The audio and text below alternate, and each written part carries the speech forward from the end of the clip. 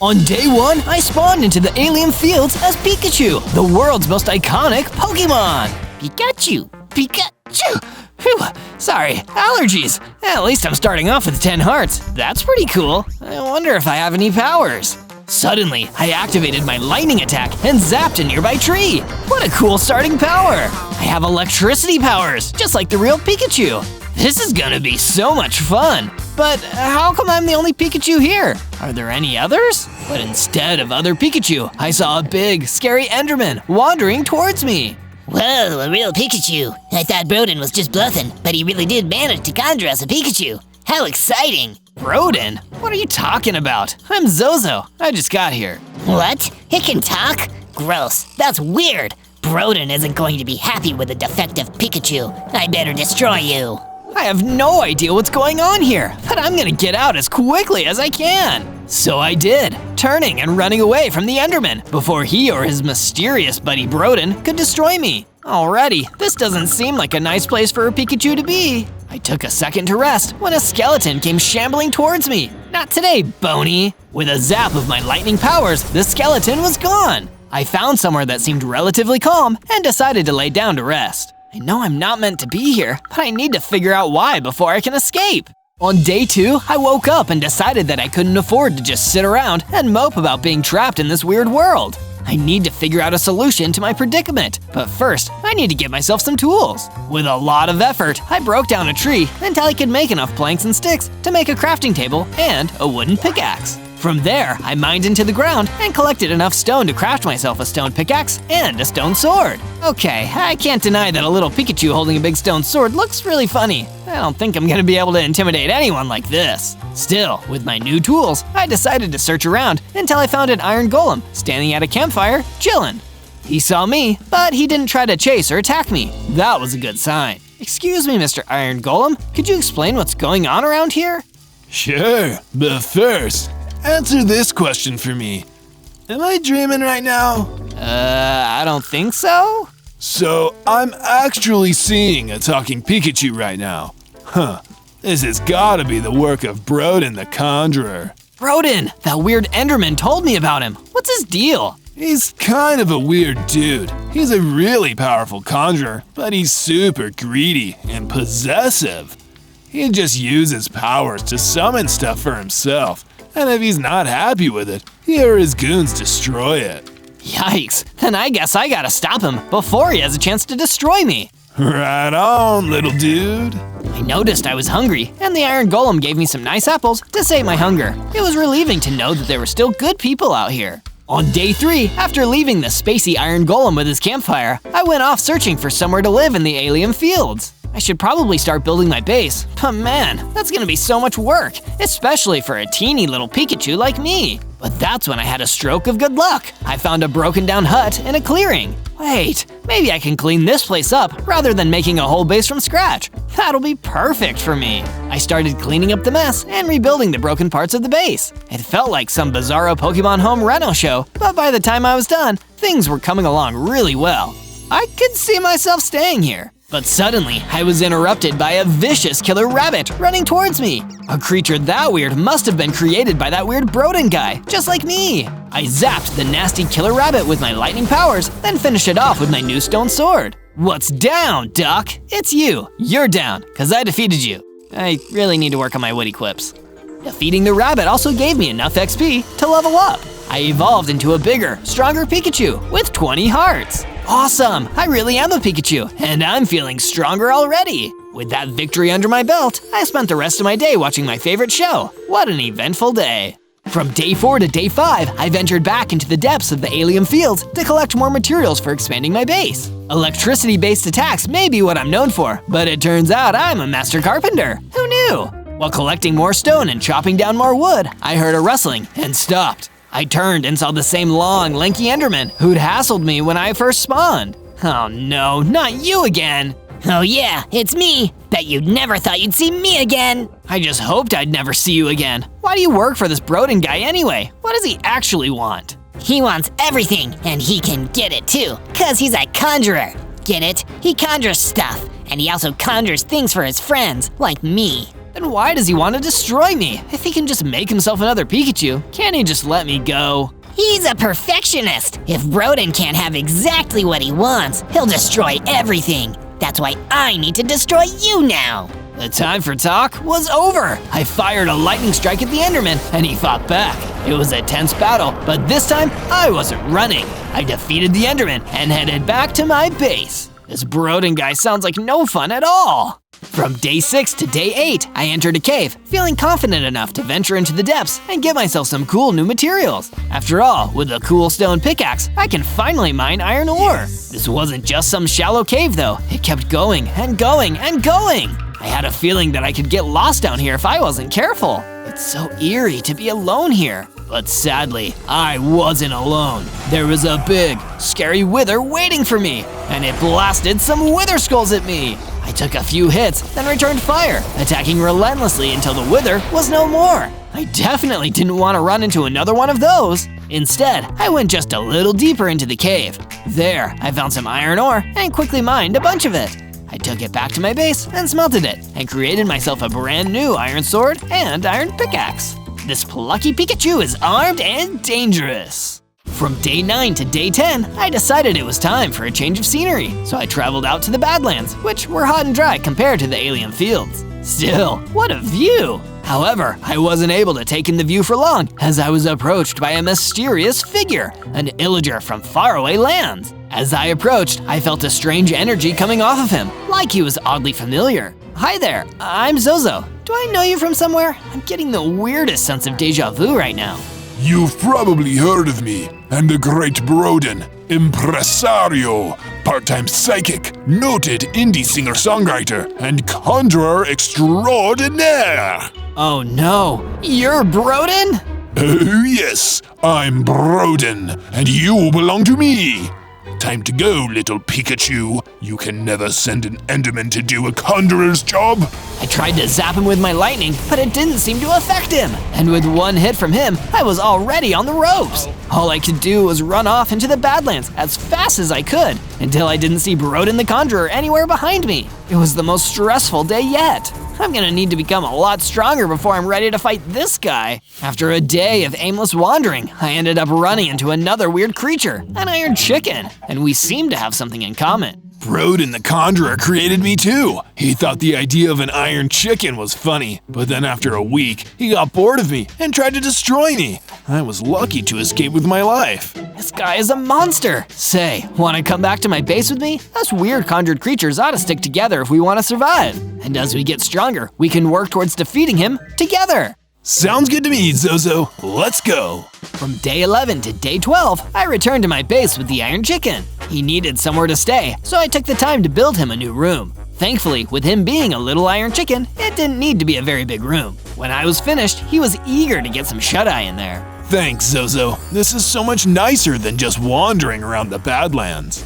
But while the Iron Chicken slept, I realized I still had a major headache from where Broden the Conjurer hit me. I'm too small for regular armor, but I should probably at least create a helmet to protect my head. I ventured back into the same mining cave from before and descended in. It was just as dark and scary as before, but thankfully this time, there was no wither to bother me. I mined some iron ore to take back to my base and smelt, but on the way back, I was attacked by an angry Pigarus. None of my attacks were powerful enough to hurt him, so I was forced to retreat further back into the cave. I needed a way to defeat him, but I was scared of getting too close and being defeated myself. That's when I found just what I needed, laying around in the cave. A bow and some arrows? Perfect! I went back and used the bow to defeat the Pigarus at a safe distance before running back out of the cave with my hard-earned iron ore. I returned to my base and smelted the iron and used it to craft an iron helmet.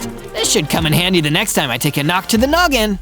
From day 13 to day 15, I spoke more to the Iron Chicken about his experiences with Broden the Conjurer. Knowledge is power, and the more I knew about him, the more chance I'd have of finding a weakness. So, Iron Chicken, what was it like when he spawned you? Well, just like you, I spawned in out of nowhere, and Broden was waiting for me. At first, he seemed so nice and kind and happy to see me. He was a little kooky, but honestly, I liked him. But little by little, over time, I could tell something was off. And one day, he attacked me and tried to destroy me, just because he was bored of me. He's incredibly powerful, so if I hadn't moved quickly like I did, I would have been doomed. He's kind when he wants you, and unimaginably cruel when he doesn't. I can only imagine some of the scary things he's conjured over the years. After hearing the Iron Chicken's story, I felt a chill go down my Pokemon's spine. If he was really that powerful, how could I have any real chance of defeating him? Especially at my current strength level. I'm kind of beginning to wish I hadn't asked now. From day 16 to day 19, I woke up to some shocking news. The Iron Chicken had gone missing. Oh no, I need to find and save him. I wonder where he could be. Strangely, there was a terrible smell lingering. Maybe the Iron Chicken had been kidnapped by some kind of really stinky assailant? I followed the smell as it got stronger and stronger. A day later, I arrived in the bamboo jungle, where the smell was particularly strong. I'm so lucky that this mysterious kidnapper never showers. From there, it didn't take me very long to hunt down the stinky kidnapper. It was a huge, scary vile ogre. You're the one who kidnapped my friend. How dare you? Oh, get over it. Kidnapping your foolish metal chicken friend is the best way to get leverage with Broden the Conjurer. If I return his chicken to him, maybe he'll give me whatever I want. I'm never gonna let that happen. I fought hard against the stinky vile ogre, using my powers and my iron sword to defeat him. Soon enough, only I remained. This gave me enough XP to level up and evolve again, getting bigger, tougher, going up to 30 hearts. Every day, I'd get a little bigger and tougher. Then, the Iron Chicken ran out from behind the bamboo. Zozo, that was amazing! I was watching you from behind the bamboo. Thanks for saving me from that stinky weirdo. No problem, IC. Head back to the base. We'll talk again later. I'm gonna keep exploring the bamboo jungle. The Iron Chicken left, and I continued looking around. It was a nice, calming place. Bamboo is one of the fastest growing plants. That's something to aspire to. Over the course of the journey, I ran into a pair of aggressive skeletons. Without any hesitation, I used my lightning to take out the two bony fiends. And shortly after those two were gone, a genie floated out towards me. Good work defeating those skeletons, Zozo. They were really spoiling the view. Wait, how do you know my name? I know many things. I also know of your quest to defeat Broden the Conjurer. I may have some information that will help you along the way if you'll hear me out, little Pokemon. Of course, please, tell me more. A special food item. One that will give you the power you need to surpass the Conjurer. The Dynamax Candy. Dynamax Candy? But where can I find it? I'm afraid I've said too much already. Good luck, Zozo. May we meet again someday. And with that, the genie left, and I was left alone again. I need to find that Dynamax Candy somehow. From day 20 to day 22, I returned to my base to find some skeletons waiting for me. They must have been angry at me for taking out their skeleton buddies back in the bamboo jungles. The skeletons attacked, but now I was strong enough to pretty easily defeat them all. I returned to my room to relax. Iron Chicken came in to talk to me. You wanted to see me, Zozo? Yeah, I've had an idea for a statue, something we can build to help inspire us. I know just the thing. Iron Chicken was so eager to get started that he went off to begin while I was still resting. By the time I left my room to take a look, he'd already made some amazing progress. This looks incredible, Iron Chicken. Thank you, Zozo. I just thought you had such a great idea. I felt completely inspired. Take a load off now. I'll add a little myself. After the Iron Chicken left to rest, I added a little extra to the statue before calling it a day. Still, Iron Chicken and I had made some pretty amazing progress. Can you tell what it's gonna be yet? Let me know down in the comments. And if you want more Zozo adventures, sub and hit that bell to never miss another one. From day 23 to day 26, a wild Enderman approached me as I was taking in the scenery of my base. Pikachu, I'll get you. I've got plenty of Thundershocks, so come and get it! The Enderman attacked, and I was able to fight back effectively by using my electrical attacks. After I destroyed the Enderman with a lightning strike, it dropped a whole bunch of shark tooth arrows. Way cool! I always thought I'd have to be a surfing Pikachu to get a hold of this many shark teeth. Afterwards, I headed out through the Badlands to give the shark tooth arrows a shot. The next Enderman I find will be no match for a Pikachu with arrows. I was shooting some weak skeletons to test the weapon when I came across a wandering trader carrying an inventory full of goods. Good afternoon, wandering trader.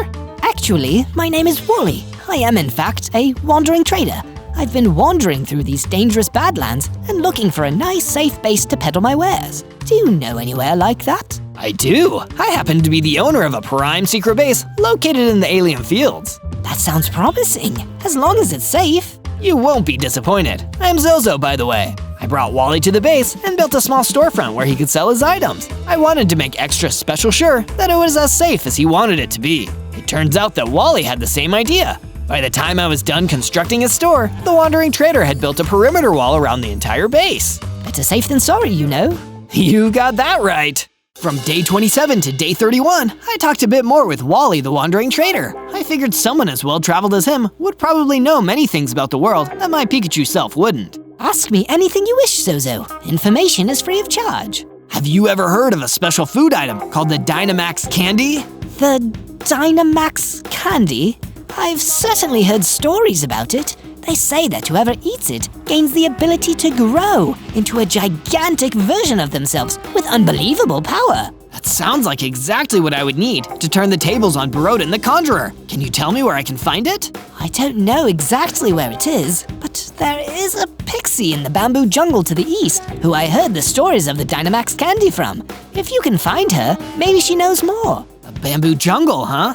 I've been there before. I gathered all my best gear and went back towards the bamboo jungle, just like Wally the Wandering Trader suggested. It was a far journey for a Pikachu, but I was a little bigger and stronger than I was at the start of my Pokemon journey. But just because I was a higher level didn't mean the challenges wouldn't get tougher as well. The Vindicator standing in my way was proof of that. Not so fast there, Pikachu. You may be one of the world's most famous mice, but you're not getting past me. I guess you're not a Poke fan. Oh well, if you're gonna fight me, then I'm gonna win. Thunderbolt! I used my Lightning Strike to make a first impression, then hit the Vindicator several times with my Iron Sword. He tried to fight back, but my attacks were much faster. Ouch!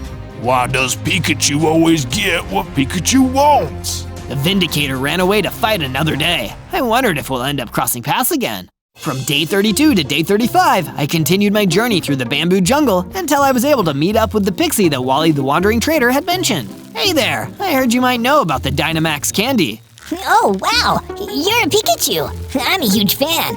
I never thought I'd meet you in person. Well, in Pixie. Thank you, that's very nice. But I was hoping you could tell me about the Dynamax candy. Yeah, I know all about it. Can I have your autograph first? I feel like this conversation is going in circles. While I was trying to get more specifics out of the pixie, we were interrupted by the sudden appearance of Broden the Conjurer. That's my Pikachu. Go make your own. Besides, it's a defective Pikachu anyway. I'm here to destroy it so I can make a better one. Both of us ran for cover to hide from him. Once I was hidden, I noticed that the pixie was also in my hiding spot. It's too dangerous. You should get away from here while I distract him. No way. He just said he wanted to destroy you. That's a really rude thing to do to anyone, especially a Pikachu. I'll be fine. I've gotten away from him before. You should go to my base. We'll talk about the Dynamax candy there. I get to go to Pikachu's base? Woohoo! If you make it back there, I'll tell you everything I know about the Dynamax candy. Pixie flew away, leaving the area of the battle. Without having to worry about her safety, I could escape Broden the Conjurer on my own. Come out, Zozo. I'm going to destroy you. You'll have to catch me first. I fired a few lightning strikes at him to confuse him and ran for another hiding spot. Broden began to follow me, so I used a lightning strike on a different block of bamboo jungle to confuse him. Where are you hiding? Once he didn't know about my hiding spot, I used my Pikachu speed to flee from battle. From day 36 to day 39, I was back at my base, building a small nest for my new pixie friend to live. Thanks for letting me stay at your base. As promised, I'll tell you everything about the Dynamax candy. I've been looking forward to hearing you say that. The Dynamax candy has been hidden for a very long time because its power could be devastating in the wrong hands. But the old spellcaster who hid it away wrote down its true location in his book of secrets. That way, if it ever needed to be used to defeat a great evil, there would be a way to retrieve it. That's exactly what I need it for. Where did this old spellcaster used to live? In the Blue Giant Taiga. His book of secrets should still be there. But be warned, no one who has gone to the Blue Giant Taiga has ever returned. I'm not just anyone. I'm a Pikachu. It should be no problem for me. By the way, I saw you were working on a statue, and I made some additions to it. I went and looked at the statue to see what they had added, and was very impressed by what I saw. That's some excellent building there, Pixie. I wanted to do what I could to make this the best Pikachu base ever. From day 40 to day 43, I went to visit the storefront of Wally the Wandering Trader that I built into my base. What's happening, Wally? Zozo, good to see you. I've actually heard of an intriguing rumor about a nearby cave. It is said to contain a small fortune in diamonds. Whoa, diamonds! Having some of those would go a long way towards better gear. I better go check this out. Yes, but be careful. It is said that a hydra has made its lair in the cave and is eating everyone who tries to take the diamonds. I went to the cave that Wally the Wandering Trader had mentioned, and just like he said, there were plenty of diamonds ripe for mining. Didn't he also say there was a... I heard the many heads of a hydra roar as the monster showed itself. A hydra! That's what Wally warned me about. At first, I tried using my sword, but then I remembered that hydras can easily regenerate their heads. So I dodged back and tried my lightning strike. It was a tough fight, and I had to keep avoiding the hydra's attacks, but I took the beast down and was able to claim the treasure inside the cave. I mined the diamonds and decided to give both my sword and pickaxe a long-awaited upgrade. Now I had a diamond sword and a diamond pickaxe. From day 44 to day 49, I arrived in the blue giant taiga, the dangerous biome from which nobody was said to return. There's a first time for everything though. I journeyed through the terrain until I encountered a dread scuttler. My speed was much higher, so I kept my distance and pelted it with shark tooth arrows. Once the dread scuttler was weak enough, I used a lightning strike to finish it off. The mobs here are definitely tough. I'd better stay on guard. Oh, skeletons! No, have mercy! The voice was coming from a fiery hippogriff who was being chased by a band of evil-looking skeletons. I decided that I should help him out. Back off, you nasty skeletons! I'm a Pikachu with a diamond sword, and I'm not afraid to use it! It was no easy feat to defeat them all, but when I managed to win, the fiery hippogriff was really impressed with my strength in battle. Wow, I've never seen a Pikachu fight like that. I've actually never seen a Pikachu either. I'm Zozo. I was actually conjured here by the evil Broden, and I'm looking for a book of secrets here in the blue giant taiga. Oh, I've heard of that. I was actually the old spellcaster's prized fiery hippogriff. We were as close as a trader and a Pokemon. Oh, that's awesome! Can you take me to the book? Sadly, it's been a long time since the old spellcaster was alive, and I've been chased around by the tundra's monsters ever since. I bet we can get closer to the book if we retrace my steps, though. From day 50 to day 53, I followed the fiery hippogriff as he led me deeper into the blue giant taiga in the hopes that we could find any of his old master's belongings that could lead us to the book. Hey, Zozo, if this goes well, do you think you could introduce me to Charizard? I've always wanted to meet him. I actually don't know any other Pokemon, even though I'm a Pikachu. But let's not worry about that now. I'm sure Charizard would be proud to know you. Oh, shucks. I sure hope so. A little later, the fiery hippogriff and I split up to cover more ground, and I ran into the Vindicator, who gave me some trouble at the bamboo forest. How many times do I need to teach you a lesson, Vindicator? There won't be a lesson. I'll be vindicated in the end, because I am a Vindicator. The only thing you are is going down! We battled, and I easily took him out using my diamond sword. I decided to continue searching the area of the blue giant taiga I was in. But with so much ground to cover, it felt like I was getting nowhere. If only the old spellcaster was here himself to tell me how to find his old stuff. Actually, I am! A ghost! Yes, I may be a ghost, but before that, I was the old spellcaster who hid the Dynamax candy. But you could just tell me directly where the Dynamax candy is hidden away. Oh, yeah. Well, the truth is, I kind of forgot where it was. Guess I'll have to keep looking for your book then. I guess so. But know this, young Pikachu, strength does not come from your size. It comes from the size of your strength. From day 54 to day 57, I returned to my base and found that all my friends had been expanding it with new sections since I was away. Wally had created a marketplace so that other merchants could sell things here in the future. Excellent market, Wally. You might start bringing in some trainers as customers. Thanks, Zozo. Consider yourself the company mascot.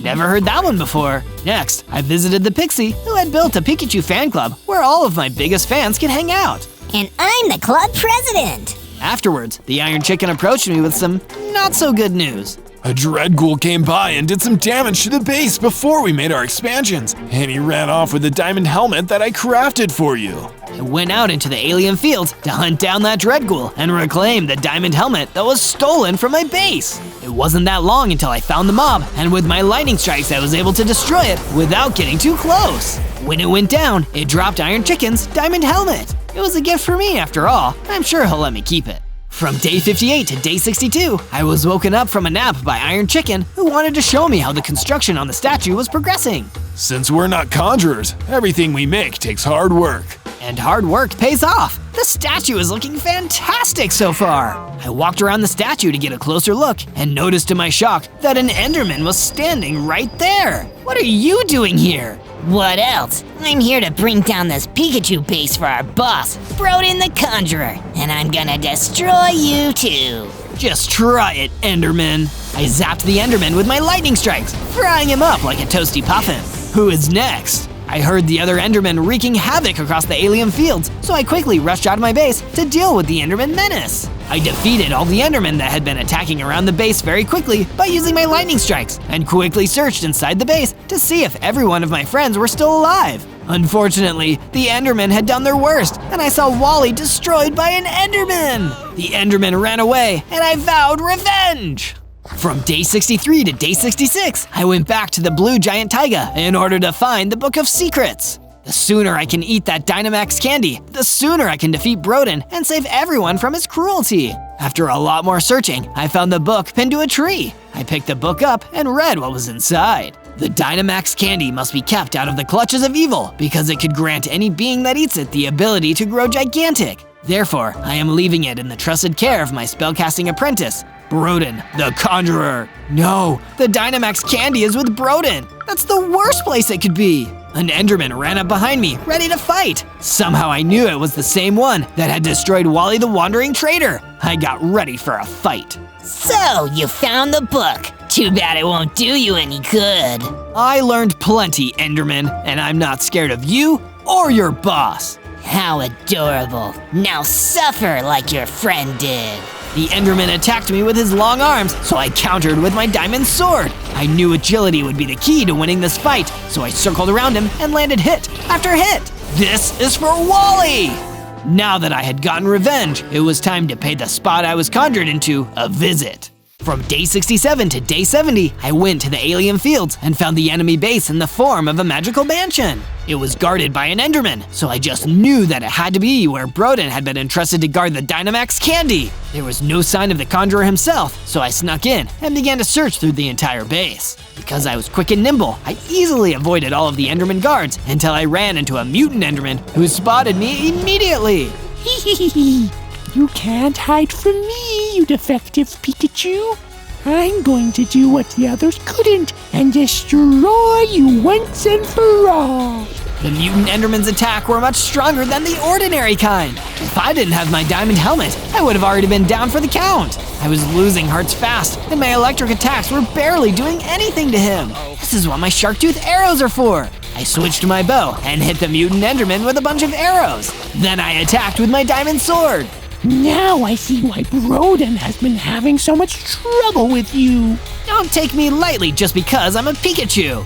I began to use my lightning strikes again, and this time they seemed to be having an effect. I didn't let up on my sword either, and made sure this mutant Enderman felt the sting of every one of my attacks.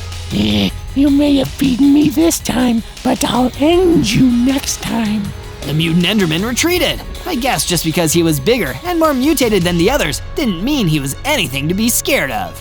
From day 71 to day 74, I proceeded to the treasure room of the enemy base, now that the mutant Enderman was out of my way. I expected that the Dynamax candy would be there, but it wasn't there. Of course, Broden must have given up on his responsibilities a long time ago. The old spellcaster trusted him, and he turned totally evil. Not cool at all. Meanwhile, somewhere else in the base, Broden was laughing about the fact that I couldn't find the Dynamax candy. That foolish Pikachu thought I'd keep the Dynamax candy. I threw that thing out years ago.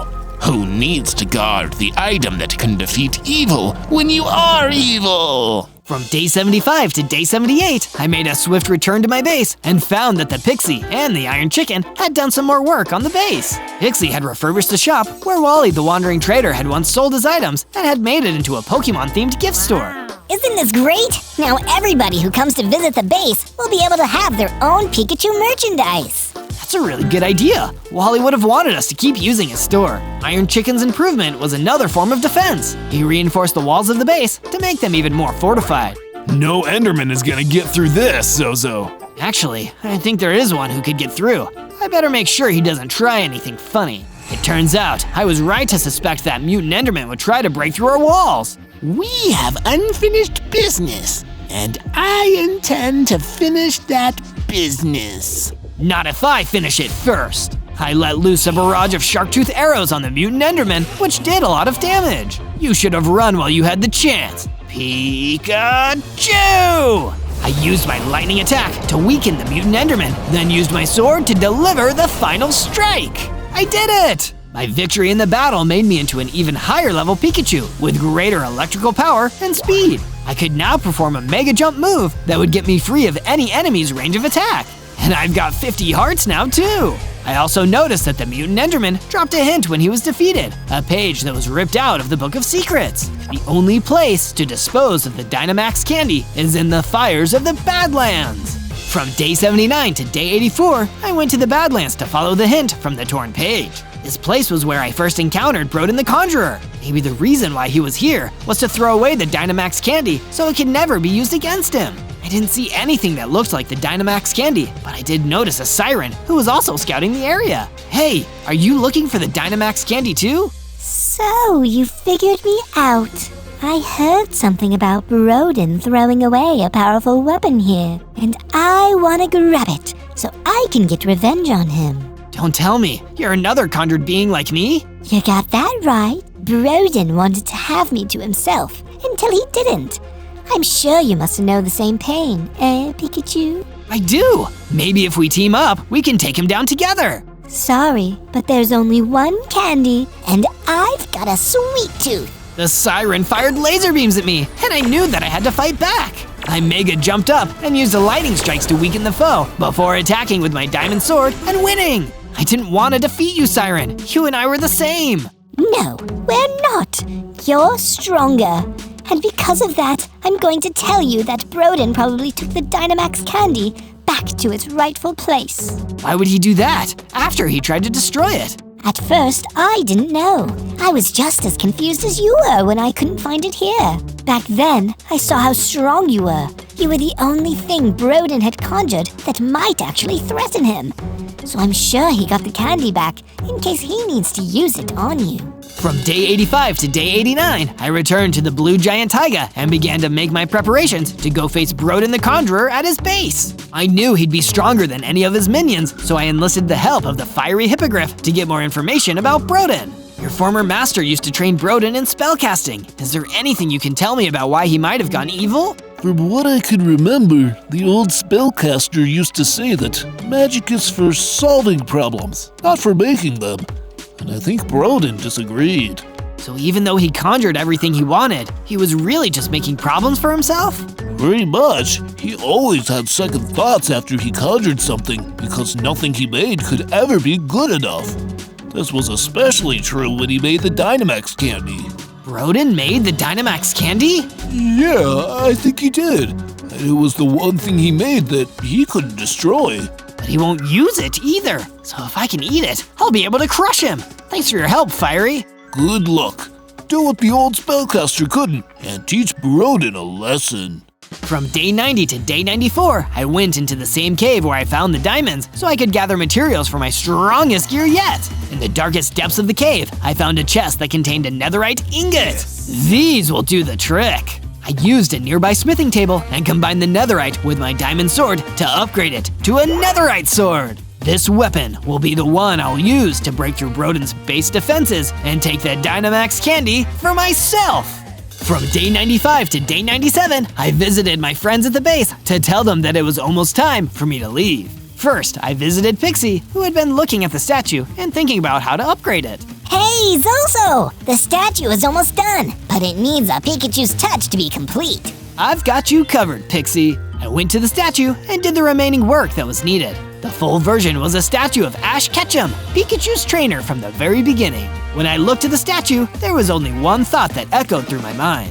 I want to be the very best, like no one ever was. You already are the best in my eyes. Thanks, Pixie. I said goodbye to her, then went to go see how Iron Chicken was doing. Is it almost time to face off against Broden? You know it, buddy. On day 98, I was still talking with Iron Chicken about the upcoming battle with Broden the Conjurer. It felt like we had been through so much in this crazy world ever since we were conjured into it, and soon our troubles would be coming to an end. You're like a brother to me, Iron Chicken. I hope you know that. The same to you, Zozo. I say that we end this battle together as brothers. When you go to face Broden, I want to be there right by your side.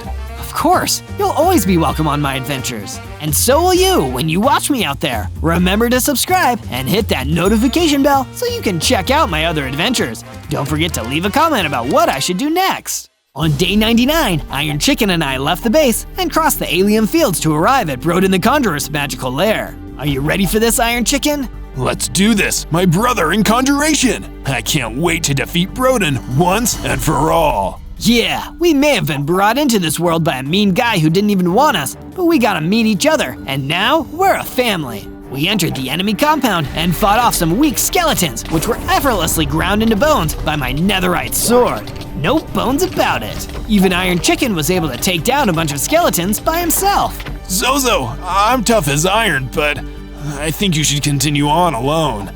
All right, I'll make sure to end this, once and for all. On day 100, the last couple Endermen that Broden the Conjurer had left tried to stand in the way. Curse you, darn Pikachu! You've sent us blasting off again and again, but not this time! By now, my electrical attacks were very capable of roasting the Endermen without much difficulty, so I cleared a path for myself to keep moving. Before long, I had reached the room where the Dynamax candy was stored. There it was, sweet as candy. I had to have it. Time to Pikachu on this candy.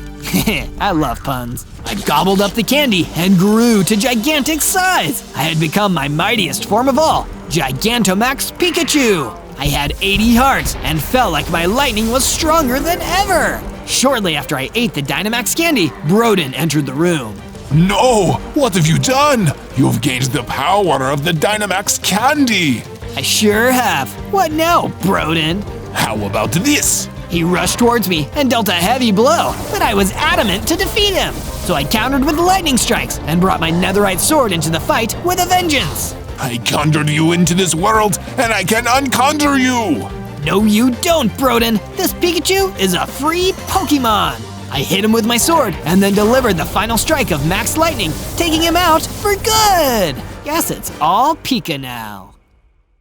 On day 1, I spawned into the Aspen Forest as a SPEAKERMAN. 10 hearts? Uh-oh, I better play this safe or I'm gonna be in real trouble. But I didn't have time to form a strategy. Suddenly, the trees started setting fire around me. Some even exploded. What's happening here? Out of the fire stomped my worst nightmare, the many-legged, fully operational G-Man Spider Toilet, the leader of the Skibidi Toilet Army.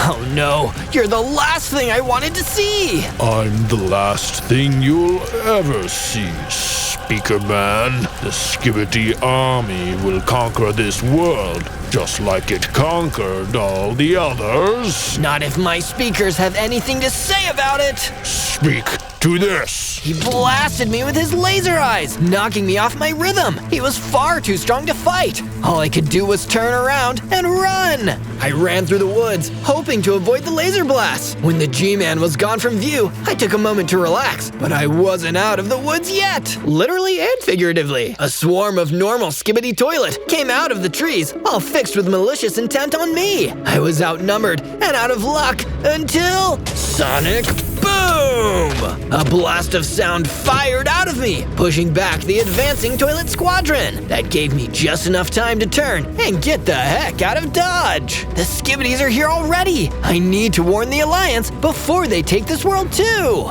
On day 2, I went into survival mode deep in the Aspen Forest. My commander must have sent me here to investigate the Skibidi threat on other worlds, but I won't be able to do anything without the proper tools. I found some peach trees and broke them down for wood, piling piling logs and logs of it into my inventory, along with some sticks. I gathered some peaches, which I ate to refill my hunger bar. Can't be a good soldier if I don't have healthy rations. I built myself a crafting table and a wooden pickaxe. From there, I dug up my first stone blocks and made myself a stone pickaxe and a stone sword. And as if on cue, a gaggle of standard skibidi toilets came rolling out of the tree line. Skibidi, skibidi, skibidi, skibidi. So sick of hearing that already. With my new stone sword and my sonic booms, I fought them until the entire squad was defeated. Whew, that wasn't easy, but at least I've cleared the area now. Maybe I should make a base here. With the spare wood I'd collected earlier, I started building myself a basic one-room base. It isn't much, but every war effort needs to start somewhere. On day 3, I headed out into the canyons. There, I could find plenty of stone to harvest. A wooden base is fine for a start, but given some of my enemies have laser eyes, I need something a little stronger. I was halfway through mining stone blocks out of the canyon walls when I saw some strange bony creatures flying above. Soul vultures! One flew straight down towards me and started circling me. Yeah, fresh meat. Haven't seen one like you before. Ah, stop biting! I'm from another world, and I'm here to save you all from a terrible threat. Shush now, speaker boy. Food doesn't talk. The soul vultures descended on me, and there were too many of them to fight off, even with my sonic booms. All I could do was turn and run before they picked me to the bone. I guess not all of the creatures here are unified against our common enemy, but that didn't mean everything here was against me. On my way back through the canyon, I ran into a mandrill sitting alone. She looked upset.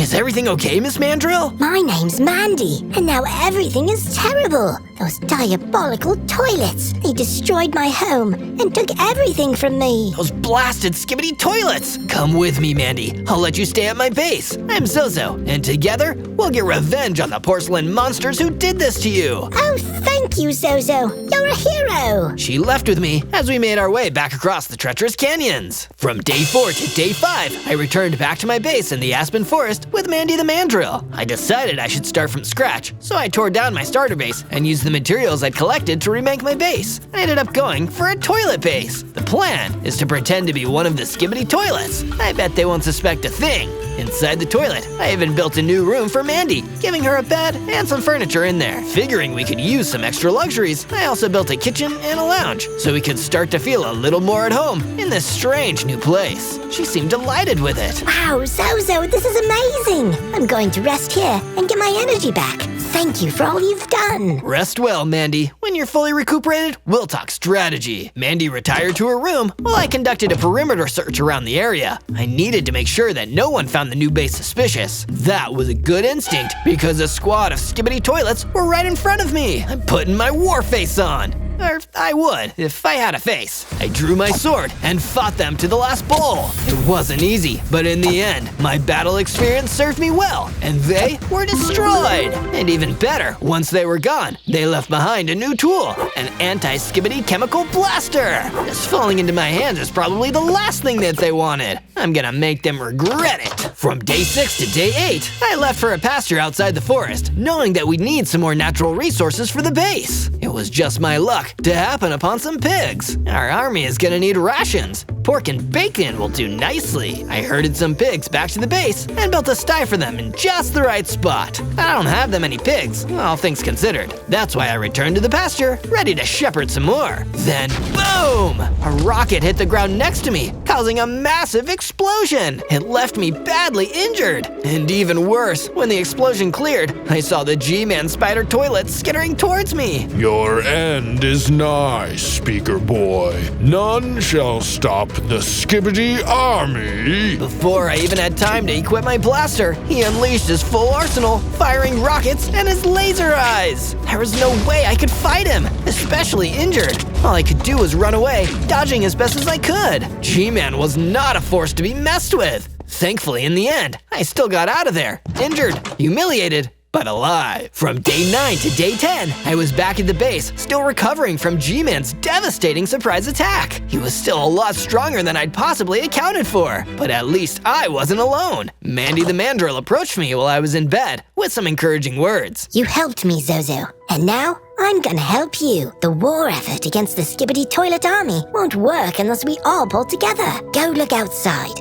I've made you something that I think will help inspire you. I went outside and saw that Mandy had been constructing the start of a huge, amazing statue. I couldn't tell what it was yet, but I was so excited to see it when it was finished. Can you guess what it's gonna be? If you can, tell me down in the comments, because I have no idea. But the statue wasn't the only thing Mandy had been working on. It turned out she was a pretty talented architect. That's why she was able to build a storage room, perfect for the weapons and armors we'd need for an army. She'd also built a training room where we could train ourselves and the anti-Skibidi soldiers, and a furnace for smelting metals. Well, I better get my hands on some then. From day 11 to day 12, I was working in the training room, trying to hone my warrior skills. Mandy the Mandrill came in to join me soon after. Thank you for taking me in, Zozo. I want to do everything I can to help you in the war effort. That's good to hear, Mandy. We can't let G-Man and his minions take over the world. It'd be catastrophic. Who or what exactly is this G-Man and all his Skibidi Toilet minions anyhow? They're world-conquering monsters, self-replicating, self-motivating. They'll take over everything and leave nothing behind. They tried to do it in my world, and I think my commanders back at the Alliance must have sent me here to stop it from happening here. That sounds horrible, Zozo. But how can we possibly stop them? There are so many of them,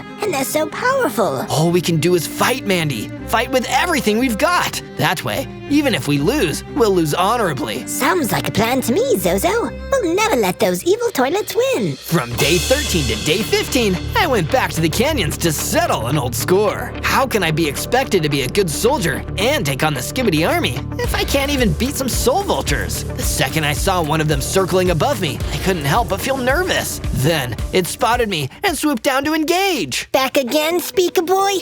Good. I was feeling rather peckish. You don't know what you're doing, Vulture. This is a war. It's Skibidi toilets versus everything else. You don't think they'll come for you too? War is our bread and butter, Speaker. Skibidi toilets, speakers, animals, all the same meat to us. We just enjoyed the remains on the battlefield. Then I guess I better take you down. But the Soul Vulture wasn't alone. The whole flock came swooping in, and I needed to use my sonic booms to take them all down one by one. When they were defeated, I had enough XP to level up, becoming bigger, stronger, and getting a boost to 24 hearts. But most importantly of all, I developed a new offensive capability, Energy Blast. Oh yeah, that's more like it. From day 16 to day 19, I realized that I needed to create weapons for the war effort against the toilets. That's why I ventured into an abandoned mining cavern beneath the first, ready to take on whatever I needed to in order to win the war. And I came up against resistance straight away,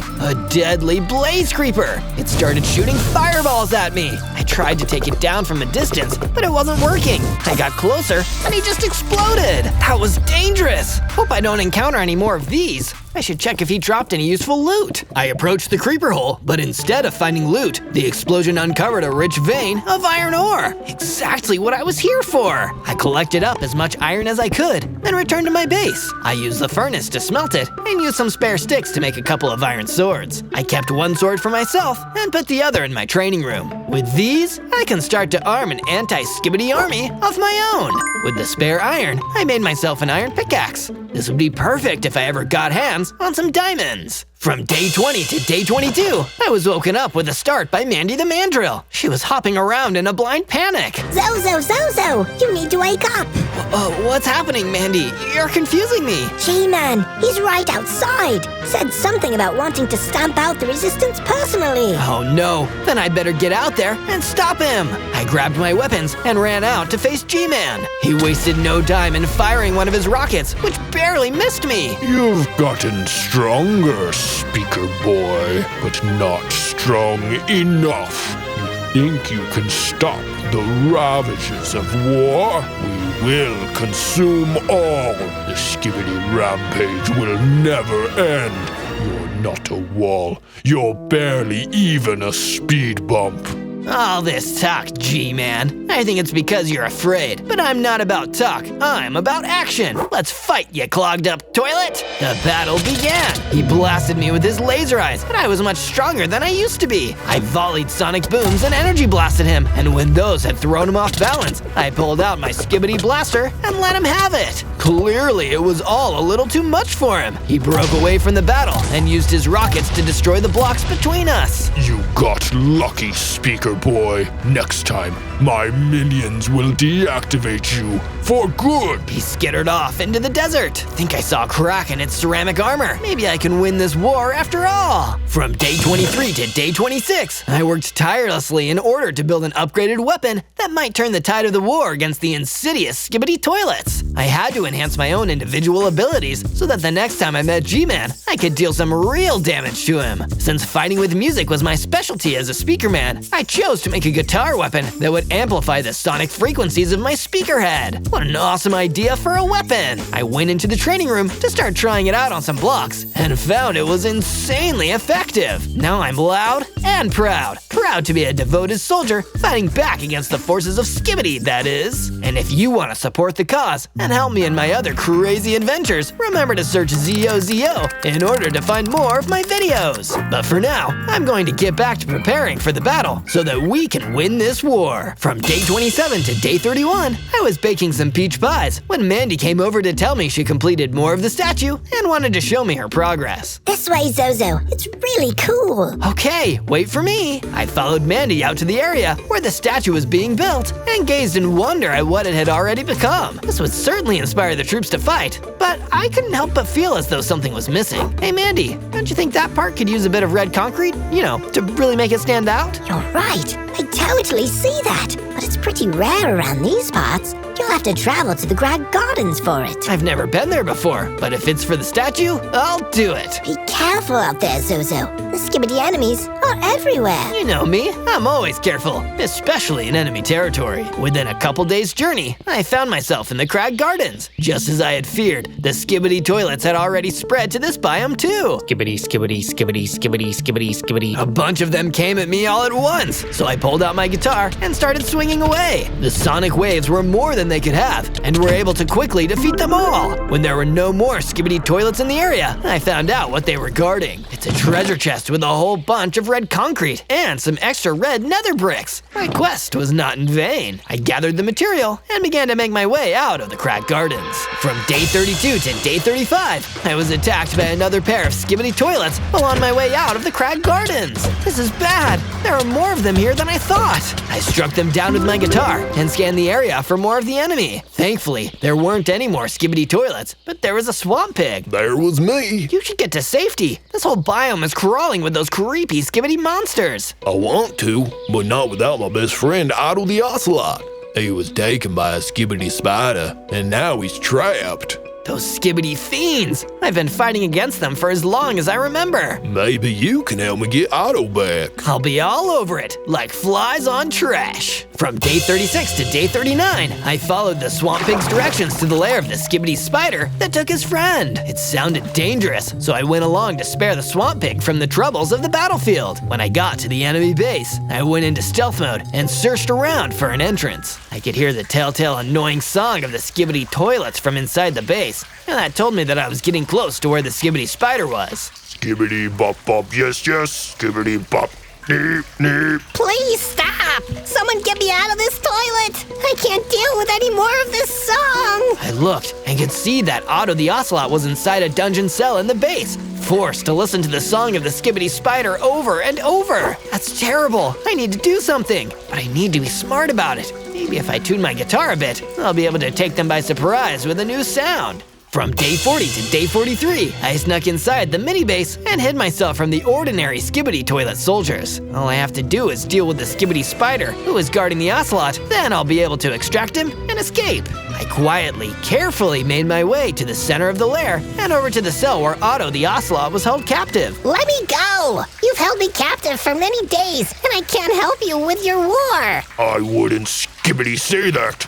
Your world seems skibbity short on humanoids, so if we want to make more skibbity toilets, we'll have to make skibbity-doo with the animals. You will be the first ocelot to ever join the skibbities. No, please, I hate toilets. I try to avoid them. Skibbity, skibbity, skibbity. No! Before Otto could come to harm, I stormed in, isolating the spider. Let that ocelot go, Skibbity Spider. I'm the one you want. I know you. You're that speakerhead that G-Man told me about. I'm going to skibbity skin you. The Skibbity Spider charged forth, but I countered with my guitar. Thanks to the tuning I did the other day, my guitar now had greater knockback. Every time the Skibbity Spider got close, I bashed him farther away and dodged his approach. It took a while, but with enough whacks, the Skibbity Spider went down. Come on, Otto, we're busting out of here. Swamp Pig is waiting for you. Thank you, Speakerhead. Otto and I made our stealthy exit from the mini base and returned to the Swamp Pig. The two were happy as could be and promised to get as far from the Skibbity toilets as possible. From day 44 to day 49, I transported the building blocks that I was able to find in the Crag Gardens back to my base in the Aspen Forest. It's good to be back after spending so much time in enemy territory. Our defenses are looking a little thin though. I'll do something about that later. Once I was inside the base, I met up with Mandy, who was just feeding the pigs, and I turned the building blocks over to her. This is just what we need to continue work on the statue.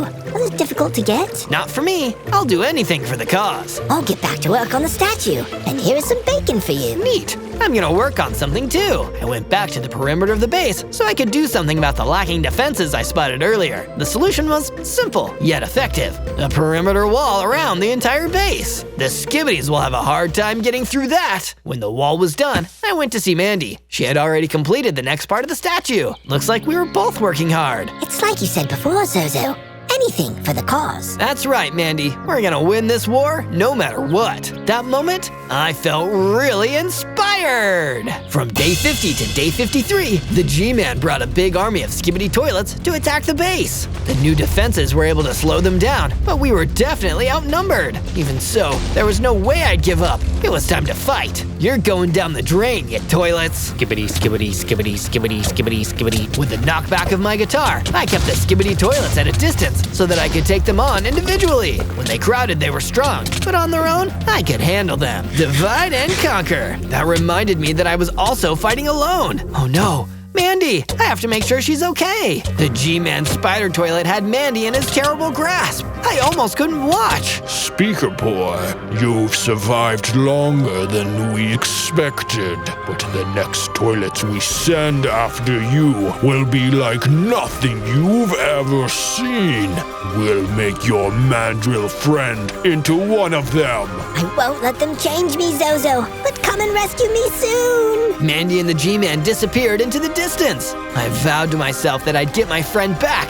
But first, I had to take out the rest of these Skibbity toilets. With my trusty weapon, I cleared out the base and began to feel strong as a new form of power took hold within me. I grew into a big speakerhead, feared by Skibbity toilets everywhere. I had 40 hearts and a brand new ice blast attack that would freeze the Skibbity enemies solid. From day 54 to day 57, I restored the base to its former glory. The attack had been devastating, but even more devastating was the loss of Mandy, my friend, my fellow soldier, Mandy. If the G-Man made her into the first mandrill Skibbity toilet, I might have to… No, I don't even want to think about that. I have to save her! I was full of concern for the animal mobs of the world because any of them might get turned by the G-Man and his many Skibbity toilet minions. I decided to return to the Crag Garden and see if the Swamp Pig was still around that area. Sure enough, he was. I am. I'm around the area. You are. Not to be rude, but weren't you going to go somewhere safer? There aren't that many safe places left. You did a great job fighting the Skibbity toilets when you were here last time, so me and Otto thought we could hold out here. This war has gotten really bad. There must be a base of operations where their Skibbity toilets are coming from. If we beat them there, maybe we can stop their armies from spreading. I've heard that a lot of Skibbity toilets have been seen and heard, coming from the Crimson Forest. If that's where the enemy is coming from, I have to proceed with caution. Still,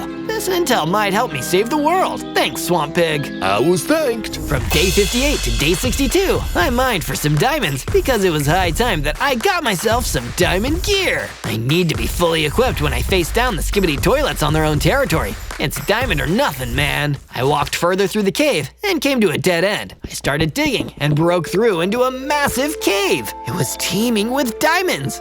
And one very big tarantula. Oh, spiders are freaky. I don't want to get near this thing, but my anti-skibidi ranged weapon won't work on it. So melee it is. I drew my guitar and squashed that spider with a few decisive smacks. I wonder if this is where those spider toilets get their legs. You know, I forget I asked. I gathered a bunch of the diamonds and crafted myself a diamond pickaxe and diamond sword. Success! From day 63 to day 66, I was walking by the incomplete statue in the base and decided to spend some time looking at it. Mandy had been doing her best to complete the statue so that it could be seen by all, and I did my best to help by getting the materials for it. We worked together. That was teamwork, and teamwork is the only way we can defeat those skibidi toilets. I will rescue Mandy and defeat the G-Man and all of his toilets. For the sake of this world and all the creatures living in it, we will win! And if you want to get in on the teamwork, you should hit that subscribe button so that you can see my videos whenever they come out. The more subscribers the channel gets, the bigger our team gets, and the more skibidi toilets we can defeat. So what are you waiting for? Subscribe! From day 67 to day 70, I infiltrated the Crimson Forest so I could see what was going on behind enemy lines. Before too long, I could see a huge base that definitely belonged to the skibidi toilets. I bet that is some kind of weapons research lab. They've probably got Mandy held captive inside there. Hang on, Mandy. I won't let them turn you into a skibidi toilet. I got out my anti-skibidi chemical blaster and made my way towards the entrance. There were two classic model skibidi toilets standing guard over the gate.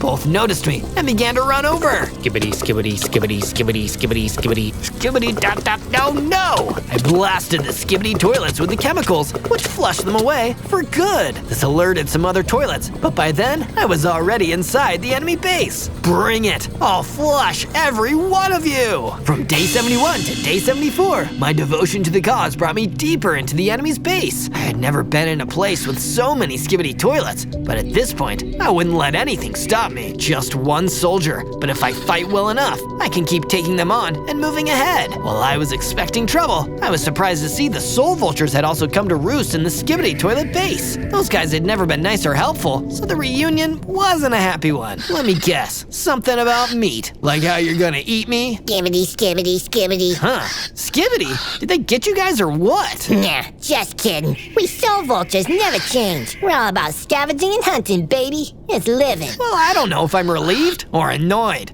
Let's just fight. I took out my diamond sword and cut down the soul vultures. They weren't that difficult to beat now that I'd powered up. In the same room that I was attacked by the soul vultures, I found a chest with a full suit of diamond armor. Super! I can take on the world in this. I could hear the skibidi song getting deeper and louder, which meant that I was getting close to the G-Man. This'll be the rematch of the century. From day 75 to day 78, I found the evil skibidi toilet laboratory where the G-Man had been keeping Mandy. They had her caged, just like she promised. The skibidi toilets were unable to turn her into one of them. You made it, Zozo. I was waiting this whole time, and I knew you wouldn't let me down. I would never leave behind a fellow soldier, Mandy. We're in this together. Let me get you out of those restraints. I freed Mandy and broke a hole in the wall so she could escape. Run back to base. I'll be right behind you. Just then, G-Man's spider toilet burst into the room. Well, well, well. We meet again, Speaker Boy. You're not going to get away this time. You think I'm running? No way, G-Man. This is where I take you down and end your reign of skibidi terror. With those old tricks? I doubt it. G-Man was right about one thing. He had seen my sonic blast and anti-skibidi blast before, but I still had something he hadn't seen yet, my ice blast. I continued to hit him with the regular stuff to lull him into a false sense of security. Then, with perfect timing, I ice blasted him right in his big creepy face. When he was stunned, I closed into melee range and swung my guitar with all my might over and over. I shot several more ice blasts because they seemed to be working. Then I knocked G-Man back into a wall. His spider malfunctioned and started smoking. From the looks of it, the attack had beaten him, or so I thought. From day 79 to day 84, the G-Man spider rose from his fallen state and began to chant his Skibidi song while he grew larger. Skibidi, skibidi, skibidi, skibidi, skibidi, skibidi. G-Man became a truly powerful monster, the strongest Skibidi toilet ever. The peak of their horrible evolution. Uh-oh, I'm not equipped for this. What's the matter, Speaker Boy? Scared? Even your best weapons can't touch me now. I have gone to a level beyond. Soon, all things will be ruled by the cold porcelain of the Skibidi toilets. I will never let that happen. Mark my words, I will find a way to counter your new form, just as our side has done for every Skibidi toilet that came before. But for now, you must run.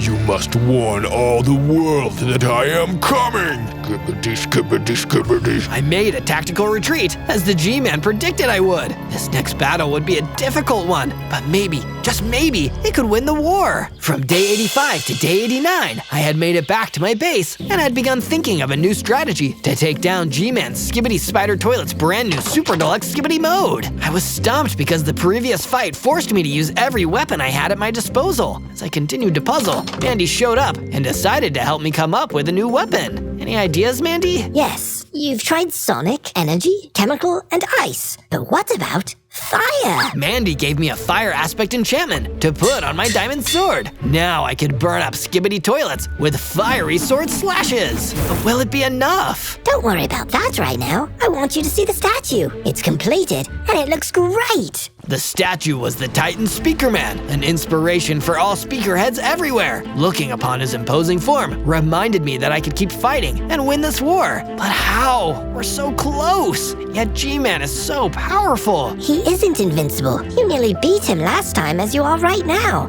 If you grow to his size, it'll be an even fight. You're right. Another power-up would be exactly what I need to win the battle. I'll bet there's some Skibidi tech you could steal from their own base in the Crag Gardens. From day 90 to day 94, I made my way back to the enemy stronghold in the Crag Gardens in search of a power-up that would make me as strong as G-Man. This time I didn't need to go to stealth mode because I blasted my way through the base with fire and ice, taking down every Skibidi toilet I met along the way. I wasn't even losing hearts fighting these Skibidi toilets anymore. They weren't even a threat. Only G-Man were the same. After a bit of a search, I found what I was looking for, a potion of power that could turn anyone into a super strong version of themselves. I'll examine this back at my base and make sure it's safe to drink. From day 95 to day 97, I was back at the base experimenting with the potion and gearing up to take on G-Man when I got a surprise visit from somebody I never expected. It was Swamp Pig. Hey, what's cooking? You cooking up the diamond armor? I'm warming up to take down the G-Man. Let's not question my methods, okay? Anyways, what's up, Swamp Pig? Okay.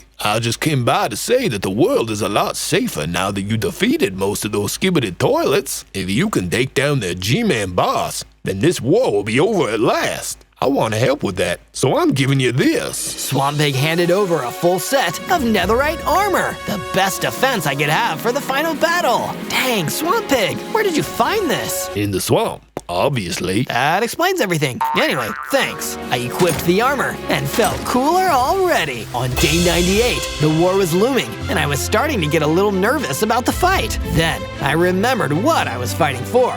A world safe from Skibidi toilets. Think that all of us would like to see that. What else would you like to see? Tell me who you want me to be next in the comments below. Don't forget to go search for more Zozo videos as well. There are so many to watch, and all of them have their own amazing stories and fun.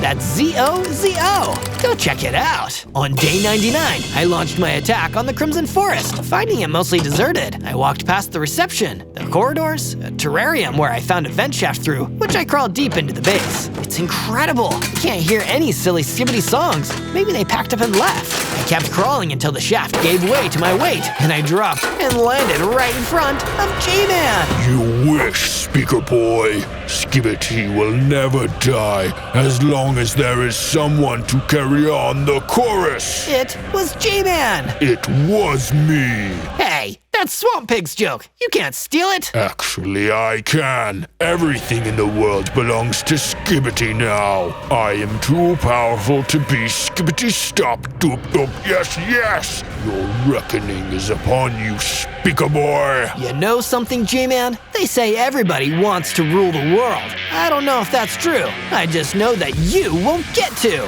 I downed the potion of power, immediately growing to the same size as G-Man with 100 hearts. He fired his laser at me, but I could fire one too now, so I counter-lasered him. I'm a firing my laser! He was not expecting that, so I mixed it up with Ice Blast, Chemical Blast, and Sonic Blast. We circled around each other, closing in as we launched projectiles. I drew my fire-enchanted diamond sword and swatted him with it. The fire seemed to hurt, but I wouldn't let him adapt, so I kept changing my attack. Ice Blast, Fire Slash, Laser Blast! The fight was tense and close, but with all my different weapons and my dedication to rid the world of Skibidi toilets, I managed to flush G-Man for good! Ah, Skibidi, no! On day 100, I basked in the glow of my victory, no, of our victory, as I returned to base and celebrated with Mandy and Swamp Pig. Hooray! Zozo is our hero. The Skibidi toilets are gone for good. This was an achievement that would go down in the history books, because together, with all of our crafts and innovations, we did something that nobody else had done.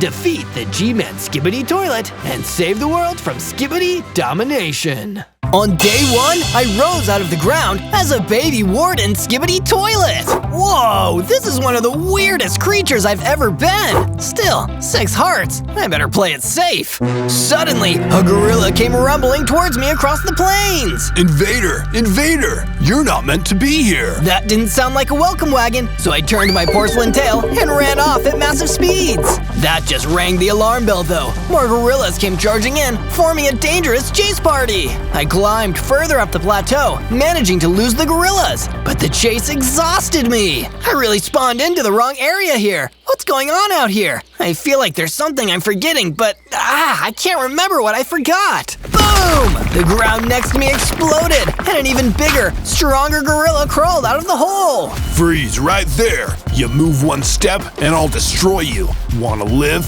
Follow me, or else. On day 2, the big gorilla led me across the plateau. Whatever you think I didn't do it, I swear. I'm a completely innocent Warden Skibidi toilet. Look, kid, I don't trust wardens, and I don't trust whatever a Skibidi toilet is. Want this to go smoothly? All you've got to do is literally everything I say. Well, I guess that's a pretty compelling argument. He took me to some kind of outpost near the top of the plateau, leading me through the complex. They eventually threw me into a dark, dingy cell in the back. You better behave, toilet boy, or you're gonna get yourself flushed. Lucky for me, I wasn't alone in the cell. There was a squat little Mungus waiting in there for me. Hey, Mungus, I'm Zozo. What are you in here for? Somebody accused me of being an imposter, even though I'm not. It's a unique form of discrimination that we Munguses have to deal with. Oh, that's horrible. A similar thing happened to me. I don't even really know why I'm here. You're certainly not gonna find your memories here in some goofy gorilla prison. We've gotta get out of here. Do Skibidi toilets have any special powers? I don't know, but wardens sure do. That's when I remembered how to warden treat and used it to bust on the wall of our cell. Mungus and I escaped, running off in different directions into the night. Now I can start working on getting my memories back and finding out why I'm really here. On day 3, I continued wandering through the plateau, trying my best to avoid any angry gorillas who wouldn't be happy that I'd escaped. In the epic battle of gorilla versus toilet, I personally wouldn't bet on the toilet. Rather than a gorilla, I instead encountered some cows, which made me realize I'm soon gonna get hungry. Using my high-precision warden shrieks, I blasted one of the cows, then swooped in to take my fill of the delicious beef. Okay, that's something I know about myself now. I enjoy tasty meat, just have to cook it first. I heard a rattling behind me and turned. There was a gang of skeletons coming towards me. Oh no, skeletons don't have any meat on them at all. I'm doomed. With my warden shriek still recharging, I was defenseless and outnumbered. But before the skeletons could get me, a huge lightning bolt came down and destroyed them all. Oh my gosh, what just happened? That's when I turned and saw him. The glorious sight of a tall man with a TV set for a head. He'd fired the lightning bolt and saved my life. Come with me if you want to not die. From day 4 to day 5, I followed the TV man into the Shattered Glaciers, a freezing and treacherous biome. Man, anyone who lives here must be one tough cookie. I can feel my bones rattling inside my toilet. We arrived at an equally cool pad where the TV man must have lived. It was easily one of the hippest homes I'd ever seen. Thank you again for saving my life, TV man. I'm Zozo. What can I possibly do to repay you? The name's Ray. cathode ray. And it's no biggie. I save people all the time. I'm a hero. It's kind of my thing. That's awesome, Ray. Could I be a hero just like you? I don't know what exactly I am, so maybe a hero would be a cool thing to become. I've got it pretty covered, little toilet. But maybe, with some training, you could have some potential. Training, yes! I could move in with you and… With me? No. Little fella, cathode ray rolls alone. Here, take these and go make yourself a place. We'll talk in a couple days. Cathode Ray, the TV man, gave me my first set of stone tools and a stone sword. I left his base and ventured further up the treacherous shattered glaciers. When I found some solid ground on top of a mountain, I was curious to find warped trees here as well. This must be a sign. They look blue just like me. This is it. This is the location for my base. I mined enough material to start building myself a pretty basic house with 1 bedroom and a furnace so I could finally cook these steaks. Nothing is better than a warm piece of steak. This place isn't much, but it's mine. Not for long, you stinky toilet! I turned and saw that one of the gorilla guards had somehow followed me here. He wasn't interested in conversation. He wanted to fight, and I needed to defend myself. When he ran in, I blasted him with my warden shriek, then finished him off with my stone sword skills. That gave me enough XP to level up, becoming a bigger, more combat-effective warden toilet with 14 hearts and an inbuilt fireball cannon. Oh yeah! Now I'm looking fire! From day 6 to day 8, I was heading back to tell Cathode Ray about the new power I'd gained, but in the process, I ran into my old prison buddy, Mungus. Hey, Mungus, how have things been swinging for you? I didn't expect to see you out here. Been better, man. Everywhere I go, people keep thinking I'm an imposter. It's really starting to affect my self-esteem. That's terrible, Mungus. I wonder why people around here are so distrusting. I continued on to Cathode Ray and asked him the same question. It doesn't surprise me to hear that, Zozo. You know, there are a lot of folks out here who really can't be trusted. It's why my work as a hero is so incredibly valuable. How can I start doing valuable hero work, Ray? I can shoot fireballs now, and I want to prove myself. If you go to the Stony Peaks, you'll find a deadly yak who's been causing a lot of trouble for the locals. May be perfectly suited to this job. Send a warden toilet to defeat a warden toilet, I always say. Of course, Ray. Thank you for this opportunity. I won't let you down. With my new mission, I set off across the glaciers towards the Stony Peaks. From day 9 to day 10, I first made my way out to the Stony Peaks. It was a terrain so harsh and unforgiving, it made the shattered glaciers seem downright cozy. I was constantly paranoid that with one wrong move, I'd fall over and get injured, or worse. But after carefully navigating the difficult slopes of the Stony Peaks, I saw the monstrous yak in the distance. I drew my sword and carefully approached. Time for a surprise attack. I shot a fireball at the vicious yak. It turned, ready to attack. Traitor! Perish for your treachery! I fought the creature with my sword, but it was really strong, knocking a bunch of hearts off of me. In the end, I shot another fireball at the monster, and it blew him off the edge of the cliff. He was gone, but it left me badly injured in the process. Oh no, I don't think I'm gonna make it out of here. But a friend of mine was about to come in clutch. That's right, Mungus had found me. Zozo, I heard someone was in trouble. I never knew it'd be you. Yeah, take this healing potion and some steaks. You look like you need it. I truly did. I took the potion and was healed. Thank you, Mungus. I really appreciate that. What are you doing out here? Something's going on, Zozo, something big. Wanna come with me to help look into it all? I would, but first, I need to go tell my mentor about my victory here today. I'm on the up and up. From day 11 to day 12, I returned to Cathode Ray, excited to tell him about my victory against the diabolical Warden Toilet Spider. Well done, little toilet dude. You've proven that you've got the makings of a hero in you. Thank you, Ray. It's an honor to hear that from you. For your next step on the road to heroism, I have another challenge for you. Even deeper in the dark shadows of the Stony Peaks, I need you to find and destroy the Hell Rat. It's every bit as frightening as the name suggests. Sheesh, that sounds pretty scary. That it is, my friend. That it is. I recommend you upgrade your armor and weaponry. Good heroes don't take chances. Good advice, Ray. I scoured the shattered glacier until I found a deep mining cavern. I searched inside, getting deeper and deeper into the dark until I found a dusty old crate. Inside was exactly what I needed. Some pieces of iron armor, an iron sword, and an iron pickaxe. The miners must have left this behind when the place was abandoned. I didn't get to keep my new gear pristine for long because soon enough, the mine was crawling with gorilla guards. You never should have come here. But I wasn't and as weak as I used to be. I held my own against the gorillas until they were forced to retreat. Nobody defeats a hero. From day 13 to day 15, I returned to the Stony Peaks with my new iron weapons and armor plating, ready to take on the terrifying Hell Rat. I searched high and low for the Hell Rat's nest, terrified that at any moment it might pop out and destroy me, just like Cathode Ray had told me. But when I eventually found a cute little hut, and inside, I was astonished to find the Hell Rat!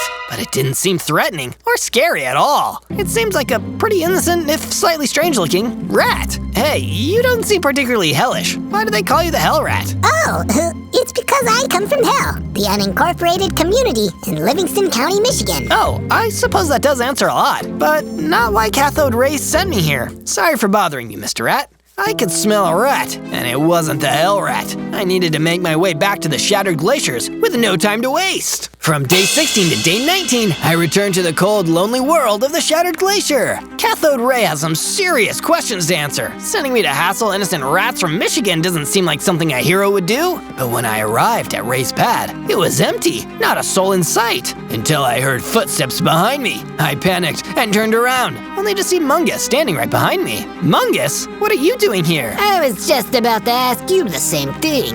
I've been tracking the imposter who's been causing trouble across the server, and whom everyone keeps blaming me for. All signs point to here. Here? That's impossible, but oh no, the Hell Rat, he's in danger! Before Mungus could ask any follow-up questions, I hightailed it out of the Shattered Glacier and made my way back to the Stony Peaks. When I arrived, I searched desperately for the place where I'd found the Hell Rat, but by the time I did, it was too late. Just Cathode Ray standing in an empty crater.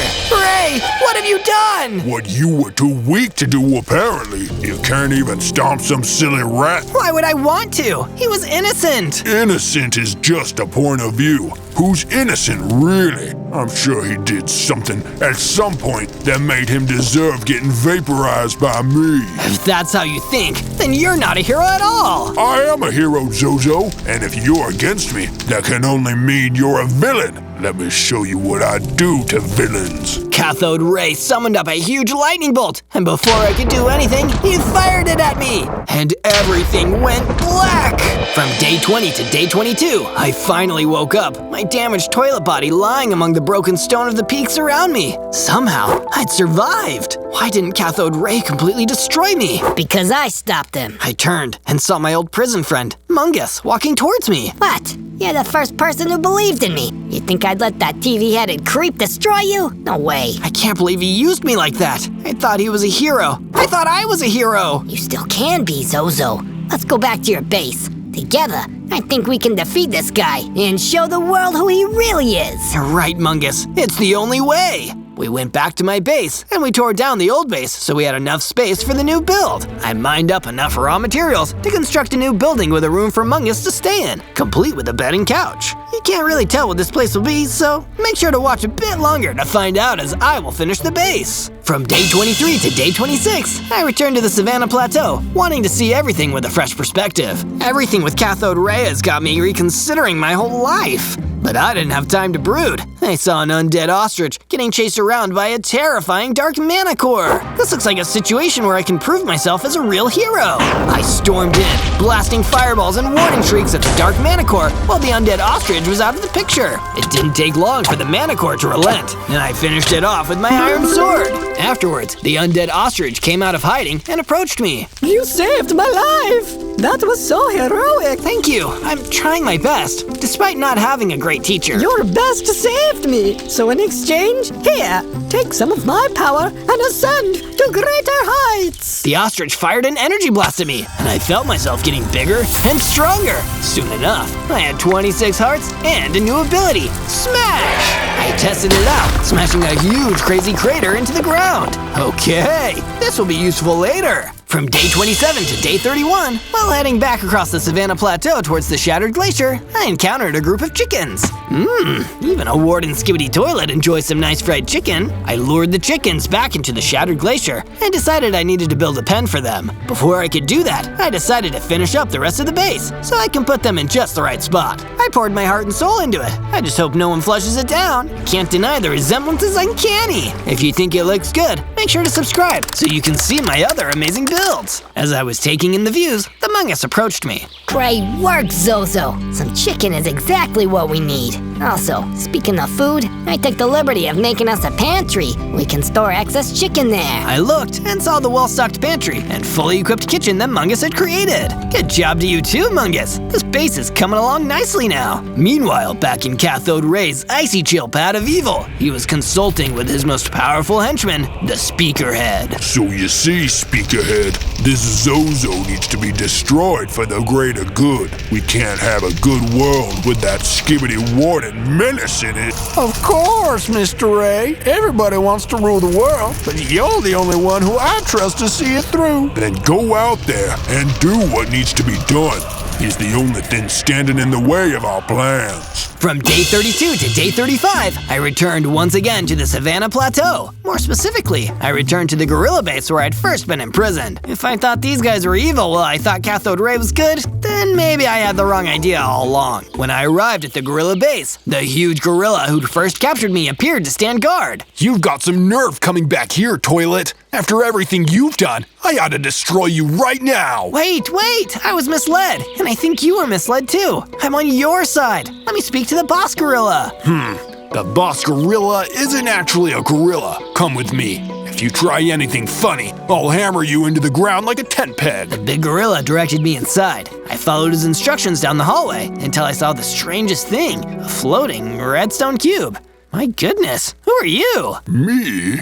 I am the Cube of Wisdom, the source of all good and righteous knowledge. And if you had spoken to me earlier, I could have told you that Cathode Ray, the TV man, was nothing but a sham. Yes, I'm sorry. I know that now. He's a villain who believes he's a hero, but I want to be a real hero. Together, between me, my friend Mungus, and you and your gorilla forces, we can take down this monster. That's the wisest thing you've said all day, Zozo. From day 36 to day 39, knowing the danger of the threats against me, I searched the shattered glacier yet again until I found another abandoned cave. I searched deep within until I found some more abandoned pieces of iron armor, which I quickly equipped. Using my smash power to bust through the stone further, I found a small vein of diamonds, which I mined with my iron pickaxe. Not enough to make anything yet, but these will come in real handy when I find more of them. I returned to my base with my spoils, where Mungus was waiting for me with good news. Zozo, I crafted some weapons for you while you were gone. Javelins.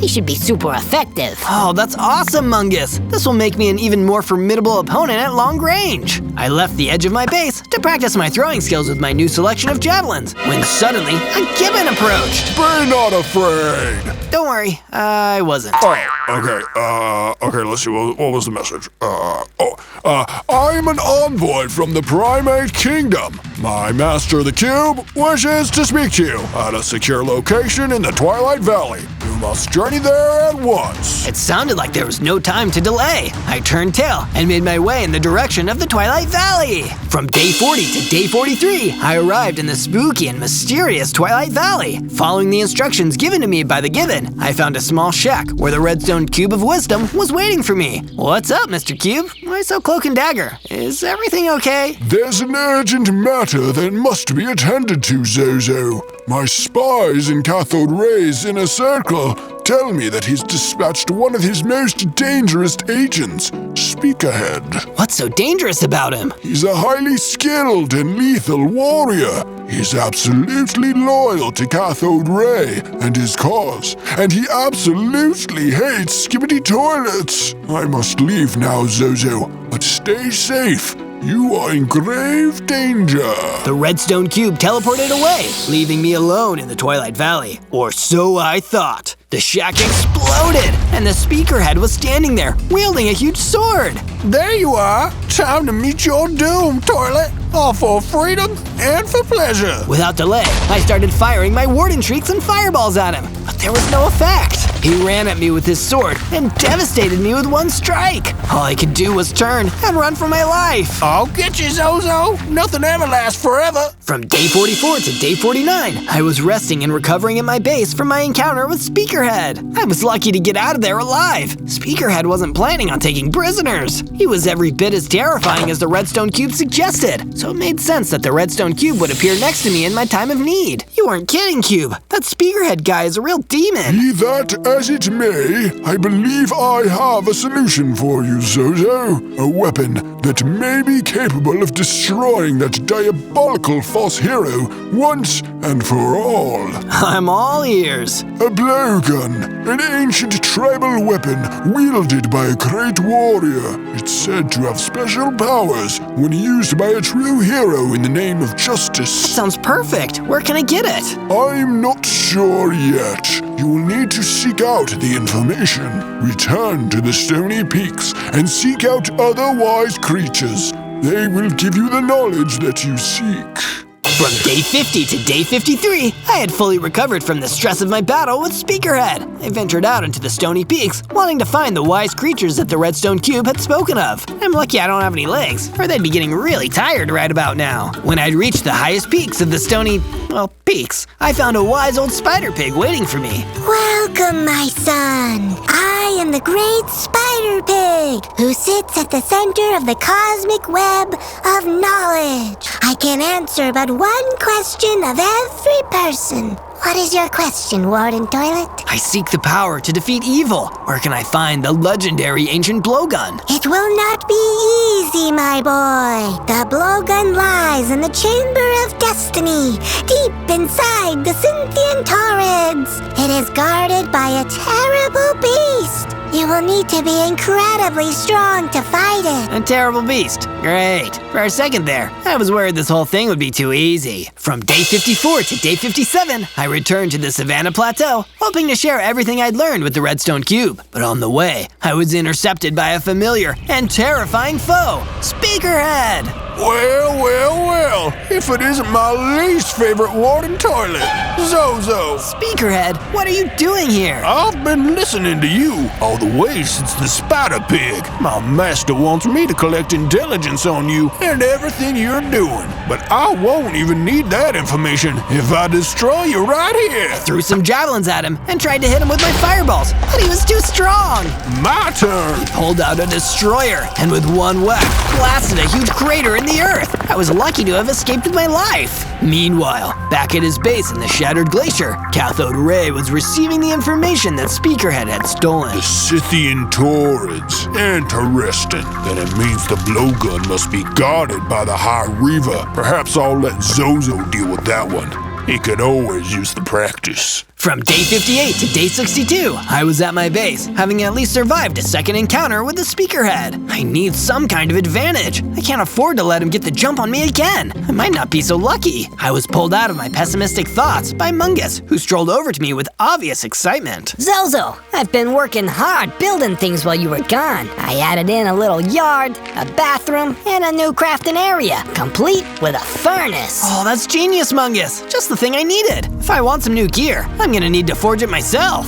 With this in mind, I went back to the same mining cavern I'd visited before and dug even deeper into the darkness, using my smash power to go deeper a lot faster than I would with just a pickaxe. Eventually, I found an even richer vein of diamonds and harvested as many as I possibly could. Then, I took them back to the base and put Mungus's crafting room to good use. I forged myself a diamond sword, a diamond pickaxe, and a few pieces of diamond armor. Now I'm a force to be reckoned with! From day 63 to day 66, I heard a great crackling outside my base, like something of immense power had arrived. I walked outside the base and saw the Redstone Cube of Wisdom waiting for me on my decorative toilet. Zozo, it is time. We must travel together to the edge of the Shattered Glacier. There we can find the portal to the Scythian Torrids, where the sacred blowgun awaits the arrival of its prophesied user.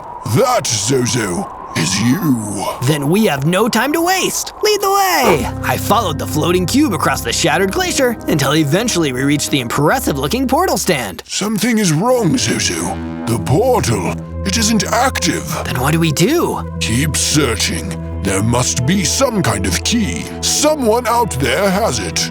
We just need you to get our hands on it. Well, we don't have hands, but you get the idea. From day 67 to day 70, while waiting and planning my next steps on the toilet, I was visited by someone I hadn't had the best relationship with, the big gorilla. Zozo, you know I wouldn't come to you if I wasn't desperate, but some unknown force has been fighting my men in the Twilight Valley while we try to search for the key to the Scythian Torrens. And I'm guessing you want me to come in there and fight it? Yeah, pretty much. But you better not gloat about it. Cause I'm a nice guy, I didn't gloat. Just flushed the toilet and made a beeline for the Twilight Valley, where I saw what had been giving the gorilla so much trouble. A cosmically powerful Shiba Inu. Be gone, intruder! You will never get your hands on the key! Leave my valley! Wait, listen to me!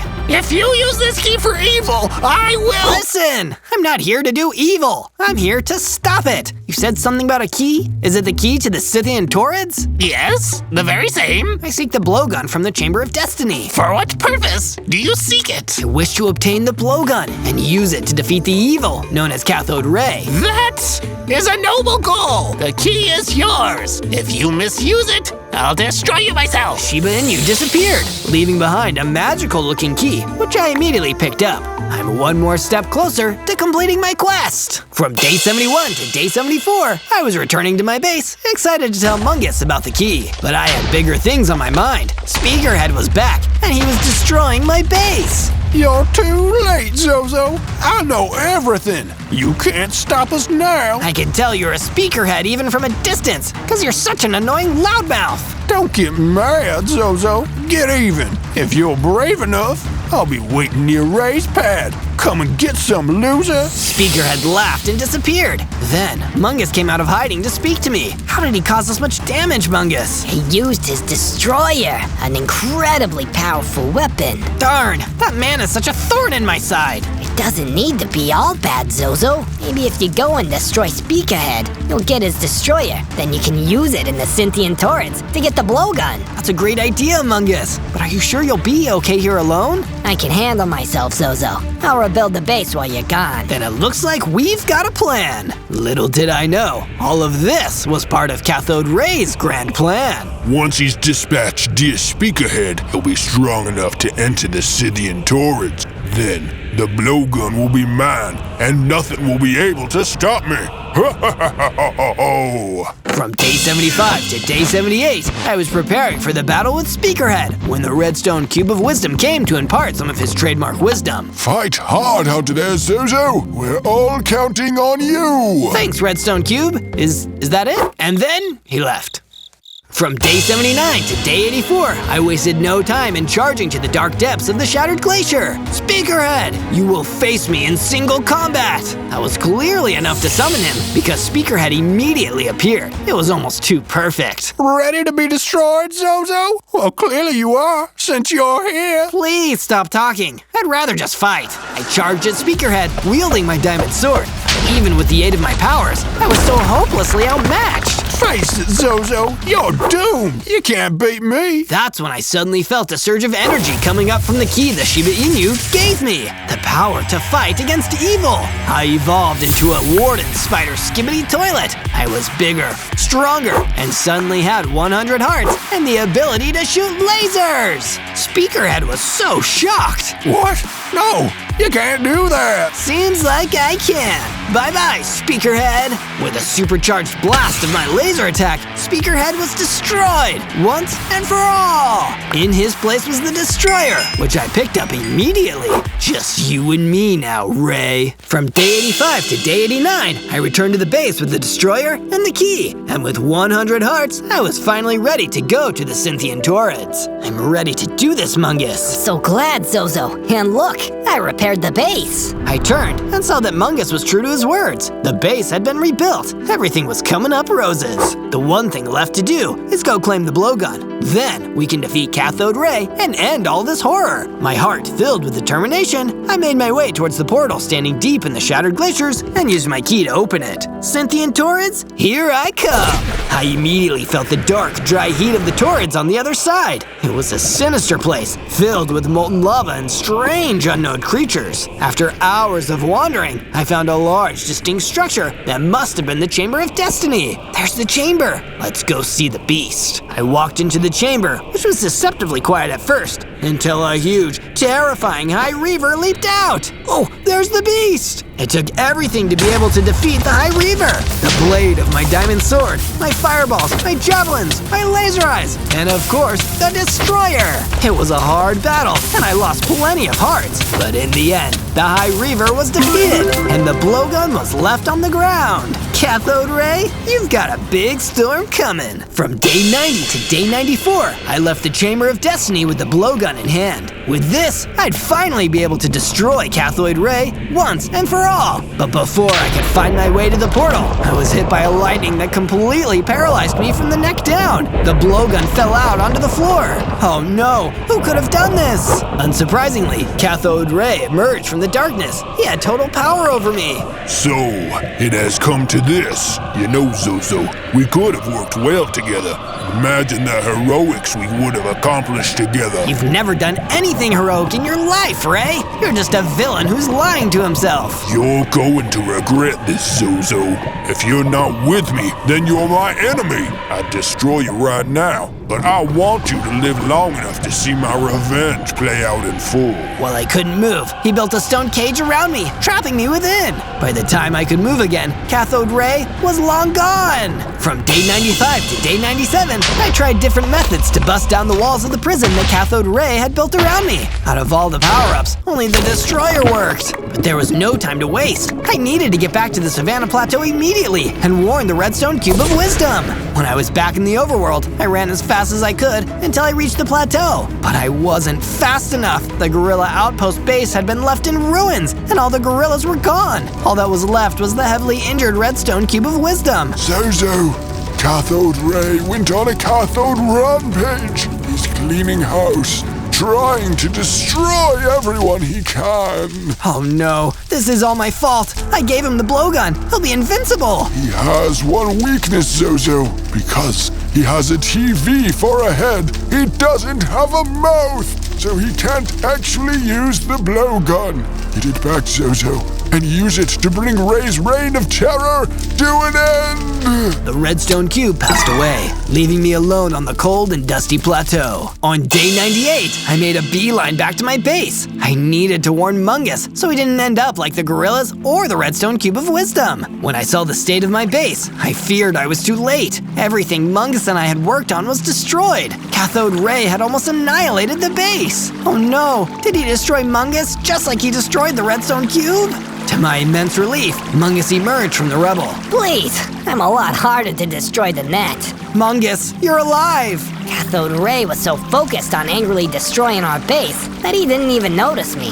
That's one small relief, but Cathode Ray still has the blowgun. I can't defeat him without it. Don't worry, Zozo. I have a plan. Let's go to Ray's pad together. I've got my own score to settle.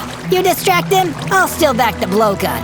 Then you can finish him off once and for all. Sounds like a plan to me, Mungus. On day 99, Mungus and I ventured deep into the Shattered Glacier to execute our cunning plan. We arrived outside Cathode Ray's pad and shared some final encouraging words. You can do this, Mungus. I'll keep his attention on me. See you on the other side, buddy. Mungus snuck into the base. When he was gone, I shot my fireballs at Cathode Ray's base. He immediately stormed outside. Revenge, then? I figured you'd come out here after you saw what I did to your base and your worthless friends. At least now I can finish you, once and for all. Yeah, you can do that, Ray, but you'll need to catch me first. I ran as fast as I could as Cathode Ray chased me, shooting lightning after me. I ran until I'd lost him, then made a beeline back to the base. I met Mungus outside Ray's pad. He gave me the blowgun. Finish this, Zozo. And with that, he fled into the forest, leaving me alone at Ray's pad. On day 100, I used my fireballs and laser beams to wreak destruction on Cathode Ray's base. I blew up walls and annihilated rooms, and with the destroyer, I smashed a huge crater into the ground. And using my own smash ability, I annihilated everything I could,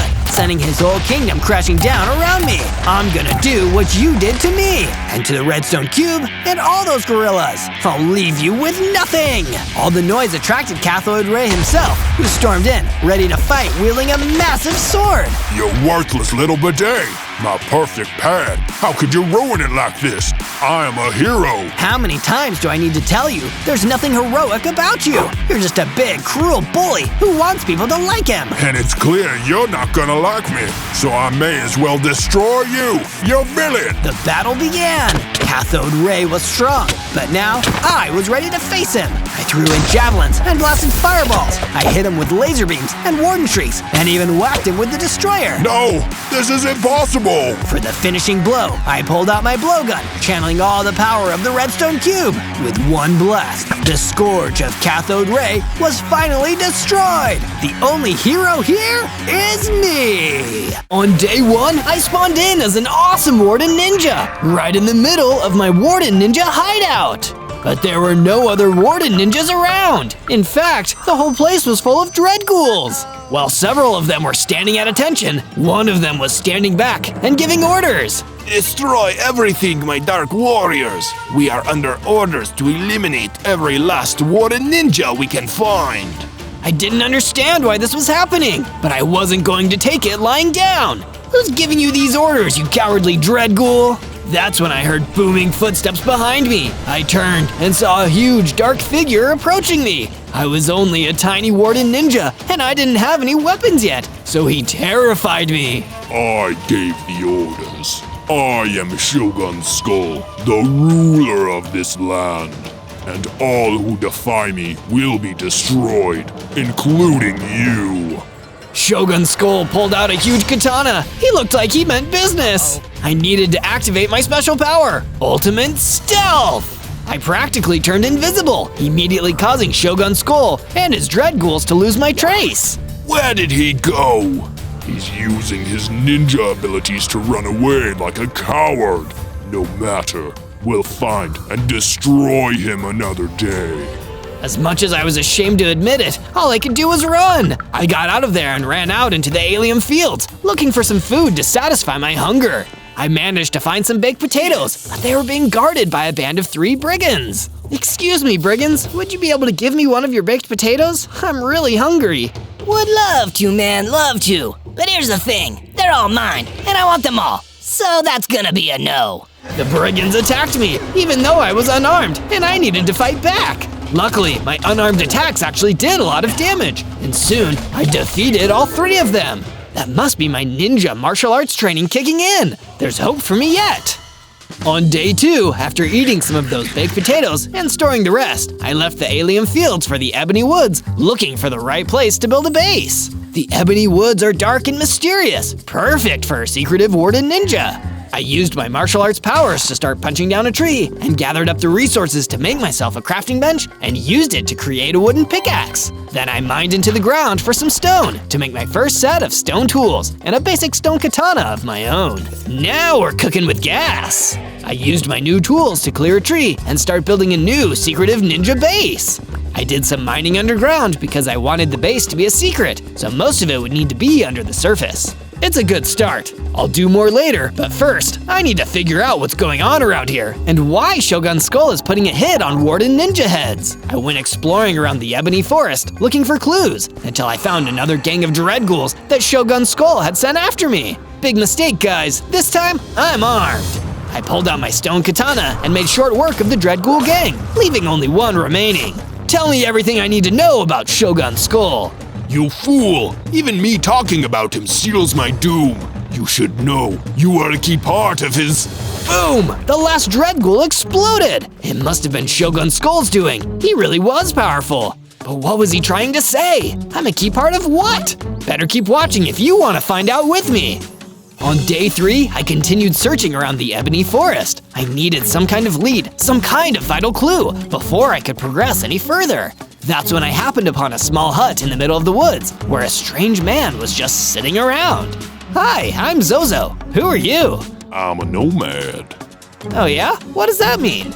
It means I used to wander around a lot, but since I got old and settled down, I don't do much traveling these days. What brings you to the Ebony Woods, Zozo?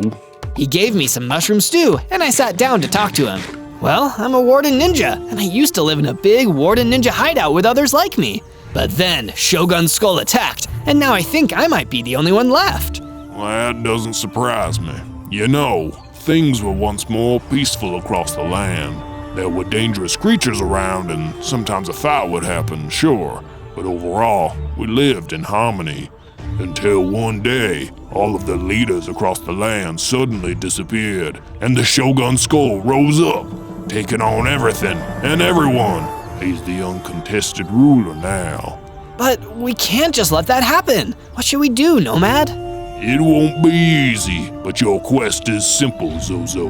You're going to destroy Shogun Skull. From day 4 to day 5, I still had more questions about how the world got this way. I just didn't understand how one person could take over the whole world. Well, Zozo, you must understand that the Shogun didn't just win by sheer brute strength. In his Shogun's palace to the east, he made some valuable alliances with different groups. First, he made an alliance with the Dread Ghoul army, promising all the land and food they could want if they helped him rise to power. Then, he made a deal with the bandit warlord, the leader of the brigands. They could loot and pillage as they pleased, as long as they helped him crush his enemies.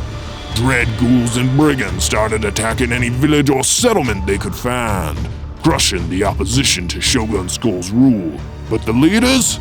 Nobody really knows how Shogun Skull got rid of them. He hired some other mysterious group to do his dirty work for him, but who they are has always remained a secret. In other words, to defeat Shogun Skull, there are a lot of other enemies you'll need to fight your way through first. From day 6 to day 8, I thanked the Nomad for all the information he gave me and decided to set off and return to my base.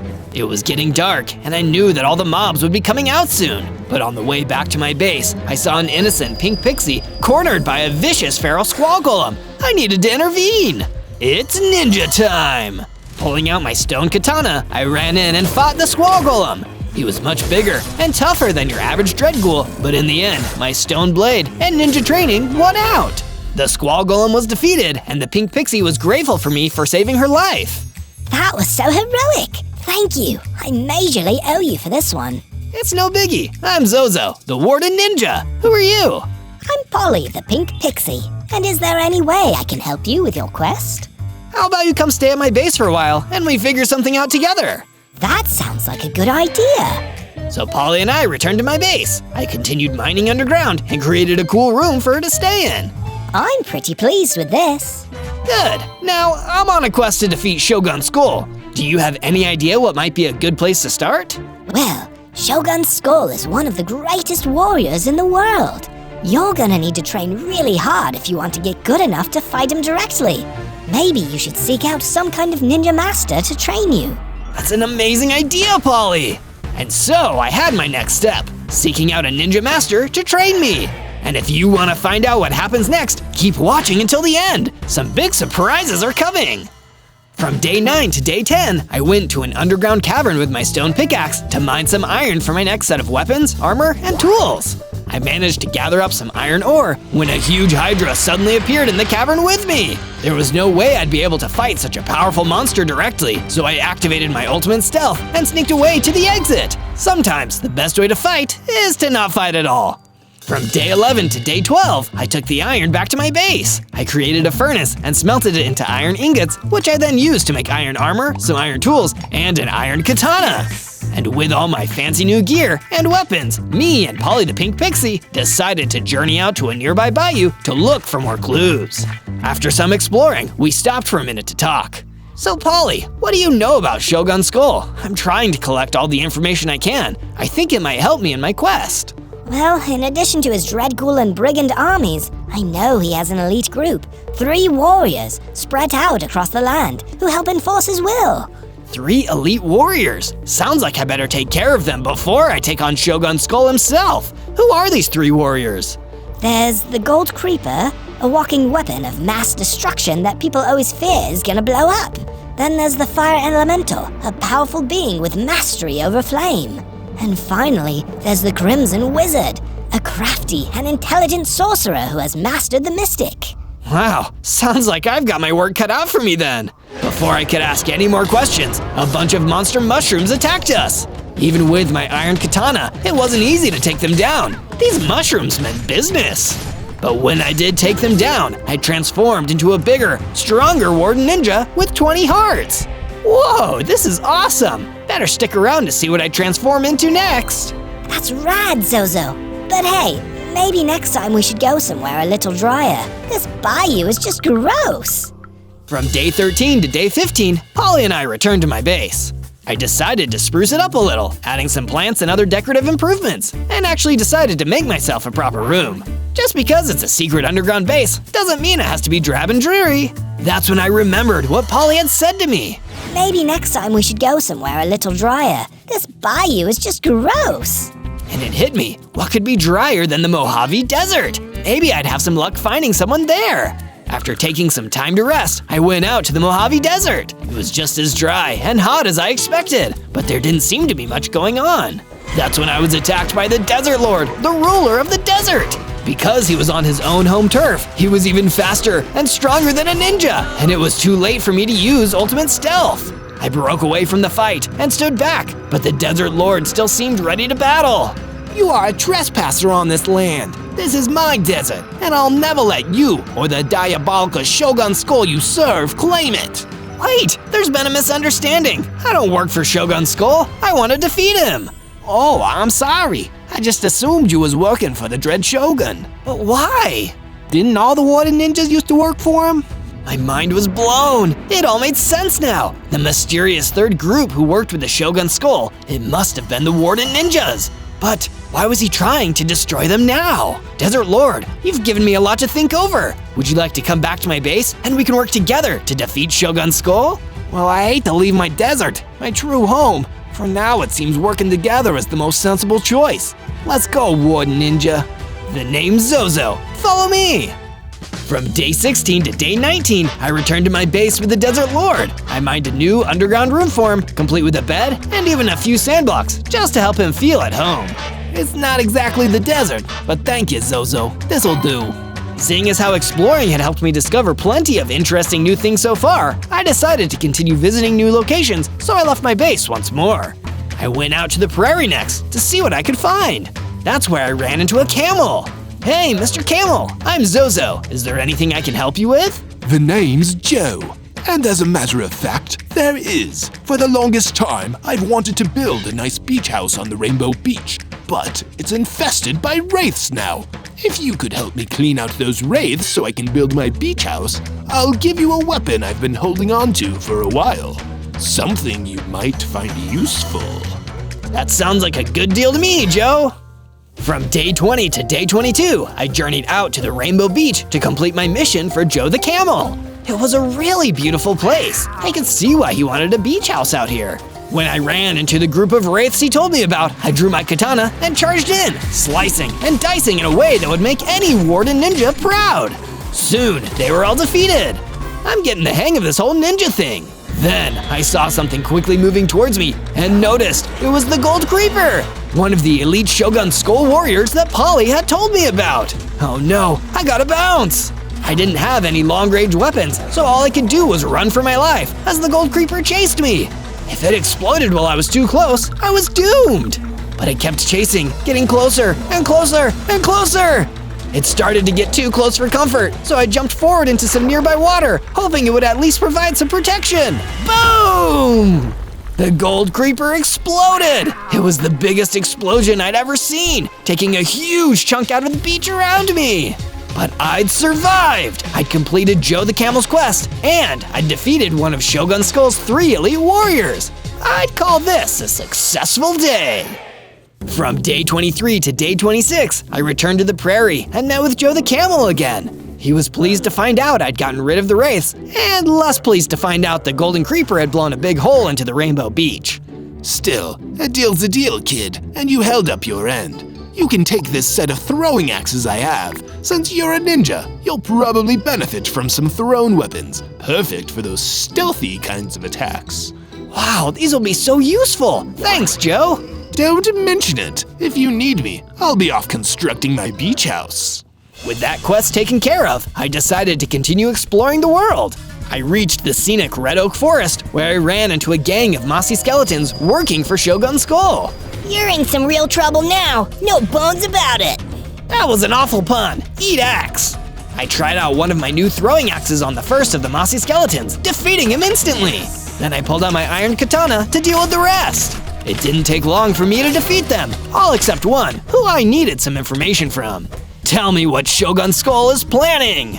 Ha! You're deluding yourself if you think you can beat him. He just sent out the armored Vindicator. If that thing gets you, you're doomed! Doomed! With a strike of my katana, I finished him off. That gave me enough XP to level up, getting bigger, jumping up to 30 hearts, and getting access to my Warden Sonic Boom ability. This will be useful for helping me take on that armored Vindicator guy, if I ever even see him. From day 27 to day 31, I started making my way back to my base through the Ebony Forest. I was feeling pretty good about all my recent victories and the new abilities and weapons I'd gained. I'm actually feeling pretty unstoppable right now. And that's exactly when the armored Vindicator hopped out and attacked me. He was just as big and scary as the mossy skeleton had implied, and he was wielding a menacing axe. Your journey is at an end, Warden Ninja. If you give up now, I can promise it'll be relatively painless. I'll never give up. I'm willing to fight you to the bitter end. Good. I was hoping you'd say that. The armored Vindicator attacked once more. Every hit he gave me was shockingly damaging. Even with all my upgrades, I couldn't beat him at my current strength. Instead, I turned and ran back towards my base, narrowly managing to outrun and lose the armored Vindicator. That would be a battle for another day. When I reached my base, the Desert Lord and Polly the Pink Pixie seemed impressed with my new size. Looks like that training is really paying off, Zozo. You're looking swole. It's true. Just so much bigger and stronger than you used to be. And since you're here, I've also got something that I think you'd like. My research suggests that if you go to the Rose Fields and seek out the Sergeant, he may be able to give you some information that'll help you with your quest. Wow, that's amazing news! Just be careful out there. I've heard that the Sergeant isn't exactly the friendliest guy out there. With that in mind, I left my base and headed in the direction of the Rose Fields. From day 32 to day 35, following the Desert Lord's instructions, I went out to the Rose Fields. There, I saw the Sergeant sitting down and meditating among the roses. I didn't expect it'd be so easy to find him. I approached the Sergeant and called out to him. "Excuse me, Mr. Sergeant. I've been told you have some interesting information. Could we talk about it?" But the Sergeant didn't seem like he wanted to talk. Instead, he got up, ran towards me, and started fighting me with his fists. I didn't even have time to reason with him. All I could do was fight back against his onslaught of punches. After I survived for long enough, the Sergeant relaxed. He'd had his fun. Nice skills, kid. Sorry, what can I say? I like a good fight. What information did you want? I've been told you know a lot about Shogun Skull. I'm trying to defeat him. Ha, Shogun Skull. I fought against his army back in the day. I was involved in a lot of those battles. What is it you want to know about him? I want to know what the Warden ninjas had to do with his rise to power, and I want to know why he wants us all destroyed now. That much is simple. As part of Shogun Skull's takeover plans, he needed to destroy the leaders and guardians of the free people to demoralize them and break their spirits. While his armies fought their armies, he needed an elite group of assassins to take out the high-value targets. That's where the Warden ninjas came in. They're excellent assassins, and with their stealth skills, they could sneak in and get the job done. And they did their job very, very well. But once their job was done and Shogun Skull was in power, he knew that if the Warden ninjas could help him into power, they might also be able to topple his throne. So he sent out his armies of dread ghouls and brigands to destroy every Warden ninja. You, kid, are probably the last one left. From day 36 to day 39, I returned to my base. Knowing that I was public enemy #1 for Shogun Skull made me realize I could really do with some better armor, so I asked Polly for ideas. I think the Shogun has a base in the tropical rainforest where you might be able to find some diamonds. Diamond armor and a diamond katana would be a huge help for you. Excellent idea, Polly. I'll go there now. I didn't waste any time getting to the tropical rainforest and beginning my search for the enemy base. On the way there, I ran into an air elemental that lives in the forest. Excuse me, kind sir. I have a quest I need help with. Some nasty dead worms have invaded my beautiful rainforest. If you see them, do me a kindness and perform a little pest control, would you? Of course. I'll definitely get rid of those dead worms if I see them. I kept searching until I struck gold. Well, not actual gold. I found the enemy base, guarded by a pair of dread ghouls, and it was time to fight my way inside. From day 40 to day 43, the fight began! First with the dread ghouls. That was an extremely quick battle. I pulled out my throwing axes and threw one at each of them, defeating them instantly. Then I ran into the base, ready for the real fight to begin. And it would definitely be a real fight because the armored Vindicator was in there, waiting for me. Finally, I can finish what I started and destroy you, Zozo. At least this time, you won't run away like a sad little coward like you did before. No, this time I really am going to fight you with all I've got.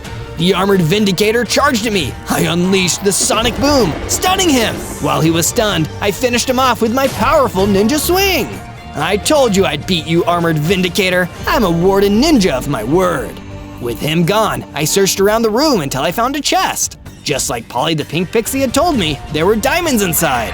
Looks like my armor and weapons are about to level up. From day 44 to day 49, I crafted my diamonds into a powerful diamond katana and even had some diamonds left over to make a full set of diamond armor. I'd hate to have to go against me using this bad boy. After that, I left the base with my new diamond katana in hand, looking forward to finding something to use it on. And as luck would have it, I happened upon a small gang of vicious deadworms. Hey, the air elemental told me to get rid of these. Time to kill 2 worms with 1 sword. Okay, a few more than 2. With my diamond katana, I defeated all the deadworms with ease and destroyed the infestation. Not even the Shogun himself could deny I was stronger than ever now. From day 50 to day 53, as I traveled further through the tropical rainforest, I came upon a cave that I sensed an unusual amount of power coming out of.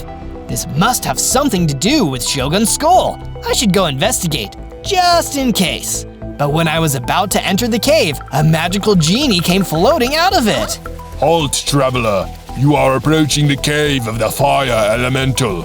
If you wish to enter, then you need to answer my riddle. I remembered that the fire elemental was the second of the elite warriors working for Shogun's skull. I needed to answer the riddle, get in there, and defeat him. Okay, what's your riddle? I belong to you, but your friends use me more often. What am I? It was a challenging one. What do you think? Do you know the answer to the riddle? If you do, let me know down in the comments to help me out. Can you repeat the riddle? I belong to you, but your friends use me more often. What am I? That's tough. Wait, I've got it! You're my name. It belongs to me, but my friends use it more often when they talk to me. Correct. You may pass through. I entered the cave and saw the fire elemental waiting for me. He sent a few fire blasts my way, which I was luckily able to dodge. I fired a sonic boom at the fire elemental, then ran in with my diamond katana. With a few quick, decisive swipes, the fire elemental was destroyed. 2 of Shogun Skull's 3 warriors were destroyed, and I was ready to level up. I got bigger, stronger, and my hearts grew to 40. I had also developed ninja speed, making me faster than ever before. I'm on the path to becoming a true ninja. I bet the Shogun is quivering in his boots. From day 54 to day 57, I was using my new ninja speed to zip through the forest. My powers were growing, but I needed some kind of way to hone my skills. Why can't I find the Ninja Master Mentor? I've searched everywhere and I still can't find him. Unless I've already found him and didn't even know. That's when it hit me. It was right under my nose from the very beginning. The nomad in his little hut in the ebony forest. The nomad who'd known a suspicious amount about what was going on in the world. I need to go back to the nomad right now. So I sped right back to the small hut in the forest, only to see the nomad outside again, waiting for me. I wondered when you'd be back, Zozo. Glad you finally figured it all out. So, are you ready to begin your training? From day 58 to day 62, the Nomad Master began his training. He said there would be 3 lessons. The first would be cutting down trees to practice my sword swings and to help me focus. If you can slice through a tree, then no enemy should pose a challenge to you. Next, he made me practice sword fighting with him. He was a tough opponent, but I could feel myself getting better as the sparring went on. And for the third lesson, he released a giant mummy scorpion and got it to chase me around until I finally built up the courage to defeat it with my diamond katana. Afterwards, I returned to the Nomad Master's hut. You have done well, Zozo, and proven you are worthy. I'll teach you my special technique, Ultimate Slash. Much stronger than a regular slash. Use it wisely. Thank you, Master. I will use it with honor. From day 63 to day 66, I returned to my base, only to see it under attack by a gang of dread ghouls straight from the Shogun's palace. Hey, get away from my base! I pulled out my diamond katana and ran in, taking them out with my ninja speed and ultimate slashes. It didn't take long for me to defeat them all, and that's when the Desert Lord ran up to me. Zozo, we need your help! Some of those dread ghouls kidnapped Polly, the pink pixie. We need to get her back. Oh no, where did they take her? Out into the ebony forest. You need to get after them, quickly. Don't worry, Desert Lord, I'm on it. From day 67 to day 70, I used my ninja speed to run back through the ebony forest looking for the dread ghouls that kidnapped Polly. It didn't take long for me to find them. Don't worry, Polly, I'm coming to save you! Thanks to all my training, these dread ghouls weren't a challenge for me. I slashed through them with my diamond katana until only me and Polly remained. That was amazing, Zozo, thank you. You saved my life from all those dread ghouls. I'm so sorry for ever letting you get kidnapped in the first place, Polly. Let's go back to the base. We returned to the base, and I decided that after all this, I needed to put in an extra line of defense, building a defensive wall around the base's entrance. Better safe than sorry. I can't risk another attack while I'm away like that again.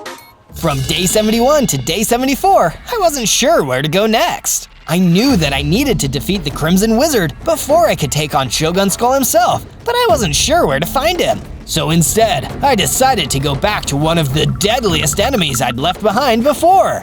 With my new skills and my diamond katana, I returned to the underground cavern where I'd faced the Hydra before. As soon as I entered the cave, I blasted him with a powerful sonic boom, momentarily stunning him, and ran in with my ninja speed, hitting him with ultimate slash again and again, faster than he could even regenerate from it. Thankfully for both of us, the Hydra tapped out and agreed to tell me anything I wanted to know. You're looking for the Crimson Wizard, right? No worries, I know exactly where he is. You just need to go to the Weeping Witch Forest. He's guarded by some brigands. Just go after him and leave me alone, please. I left the Hydra to his own devices and ran off. I had a Crimson Wizard to defeat. From day 75 to day 78, I followed the advice given to me by the Hydra and traveled all the way to the Weeping Witch Forest. A place like this is a perfect hideout for an evil wizard. Why didn't I think of this sooner? I continued to go further in until I fell down a hill and found myself surrounded by brigands, just like the Hydra told me.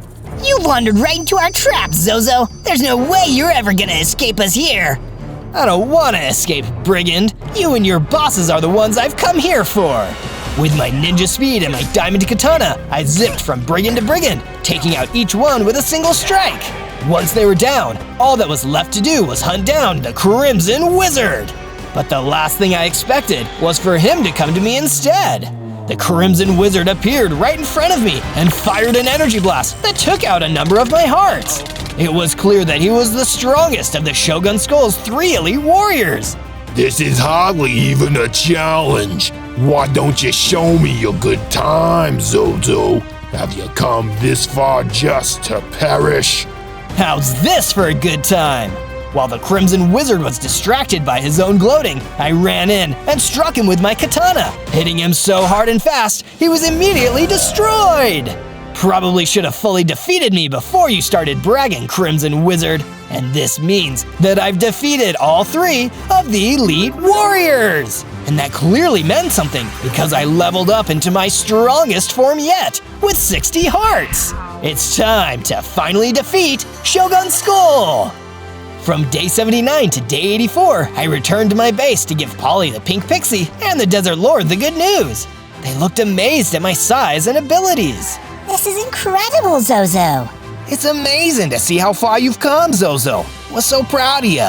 Thanks, guys. I think I'm ready to defeat Shogun Skull. Do you have any idea where I can find the Shogun's palace? I can help you there, Zozo. I went there once. It's deep in the Zelkova forest, and I can lead you there. Thank you, Desert Lord. Let's go! From day 85 to day 89, the Desert Lord and I traveled to the far east, into the Zelkova forest. We stopped for a moment for one last discussion. Desert Lord, it'll be too dangerous from here. I'll go alone. Are you sure, Zozo? I don't want you to get hurt. It's okay. I've been training for almost 100 days. I believe I can do this. Okay, Zozo. I wish you luck. And with that, the Desert Lord and I went our separate ways. From day 90 to day 94, I traveled deeper into the Zelkova forest, searching for the Shogun's palace. It's gotta be around here somewhere. Where could Shogun's skull be hiding? Right behind you. I turned around just in time to see Shogun's skull standing right behind me. Before I could fight back, he hit me and everything went black. When I woke up again, I was in the Badlands, miles away from where I was supposed to be, with Osiris standing right in front of me. You're not who I wanted to fight, but I guess you'll have to do. I still had my diamond katana, thankfully, and used Ultimate Slash on Osiris. He wasn't that hard to defeat, but knowing how far I was behind on my plans to defeat Shogun's skull now, I felt terrible. All I could do was make my way back to my base and figure out a new plan. This is gonna be a long week. From day 95 to day 97, I continued making my way back through the Badlands, frustrated that Shogun's skull and his minions had put me so far behind schedule. And speak of the devil, a gang of dread ghouls emerged from behind some rocks. It's over, Zozo. We're going to be the ones to take you down. Better mobs have tried and failed. I don't fancy your chances. I didn't have much time to waste on these guys, so I hit them with a sonic boom, then finished the rest of them off with a diamond katana. Shogun Skull, your end is near! On day 98, I returned to my base, exhausted from all the setbacks that had slowed me down and gotten in my way. I returned to find Polly the Pink Pixie and the Desert Lord waiting outside and looking equally sad for me. I'm so sorry that all of this happened, Zozo. You've been facing the impossible. Perhaps we put too much pressure on you. Maybe the Desert Lord is right, Zozo. It took a whole organization of warden ninjas to deliver Shogun's skull into power. Maybe it was just wishful thinking to believe that one warden ninja would be enough to overthrow him. Guys, we can't afford to think like that. We need hope if we were ever going to win this thing. Shogun's skull is throwing everything at us, and that's because he's scared. Because he knows, deep down, that I can defeat him. So let's keep pushing and prove that evil jerk right. That seemed to pep them both back up, and if you want to support our adventures and see more, be sure to hit like and subscribe and ring the bell so you never miss another Zozo video. Zozo, if you believe it's truly time for the final battle, I'll lead you to the Shogun's palace again. Let's bring his reign of terror to an end, once and for all. That's what I'm talking about. Lead the way, Desert Lord. I'm ready to do this. On day 99, following the Desert Lord through the Zelkova forest, I reached the Shogun's palace where we bid farewell. Of course, Shogun's skull was never gonna let me just waltz in. The gates opened, and first, he sent out a band of brigands to attack me. We've been promised a real good payday if we can destroy you, Zozo. That's money you'll never get to spend. I ran in with my diamond katana, supported by my now iron willpower. I'd never let these brigands defeat me. I kept fighting until not a single one of them was left, and only I was standing. Who's next, Shogun Skull? I can take anyone you throw at me.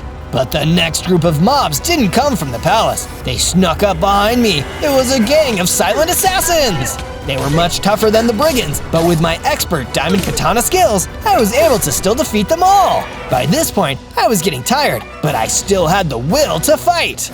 Is that all you got, Shogun? The gates opened again, and out stepped a huge warrior. It was the bandit warlord, the leader of the brigands who'd helped the Shogun rise to power all those years ago. Your army, Zozo! You've destroyed so many of my brigands! Do you have any idea how much effort it will take to replace them all? For that, I've decided I'm going to destroy you myself! Not if I have anything to say about it! I unleashed my sonic boom, blasting the bandit warlord right in the chest! But he tanked it! He was completely unharmed! Ha! Pathetic! That barely tickled! Do you really think such a feeble attempt would really defeat me, the mighty bandit chief, second only to the Shogun himself? This is going to be fun. Worried that this could be the end, I pulled out one of my axes and threw it directly at the bandit warlord. To my surprise, it destroyed him instantly. Oh, I guess he was just bragging. Huh. With his guard force taken care of, all that was left was to enter the palace and battle the Shogun himself. On day 100, I entered the Shogun's palace and found the man himself, Shogun Skull, waiting for me. Well done, Zozo. You've proven yourself and fought with honor. For that, I will give you the privilege of a warrior's death. You deserve little else. All that bluster can't disguise how scared you are, Shogun Skull. I know the truth. You never would have gotten to where you are without people like me. And what the Warden Ninja gives, the Warden Ninja can take away. That's the true way of the ninja. How arrogant, Zozo. Do you really believe you can take away this? Shogun Skull began to transform into an even larger, more dangerous version of himself. The strongest I'd ever seen him. No more talking, Zozo. It ends now. Well, at least we can agree on that. The battle began. The two of us clashed katanas. We seemed equally matched in skill, but because of his dark magic, Shogun Skull was bigger and stronger. For a moment, I was worried it was over for me, when suddenly my warrior spirit kicked back in, and I found the will to fight again, and I also miraculously regained all of my health.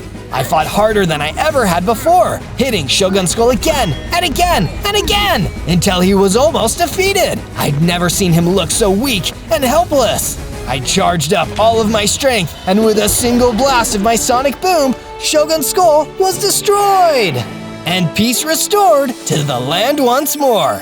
I love a happy ending. On day 1, I spawned in as APHMAU, ready to begin my latest Minecraft adventure. And wow, look, I've got 5 hearts. It must be because APHMAU is so good at making friends.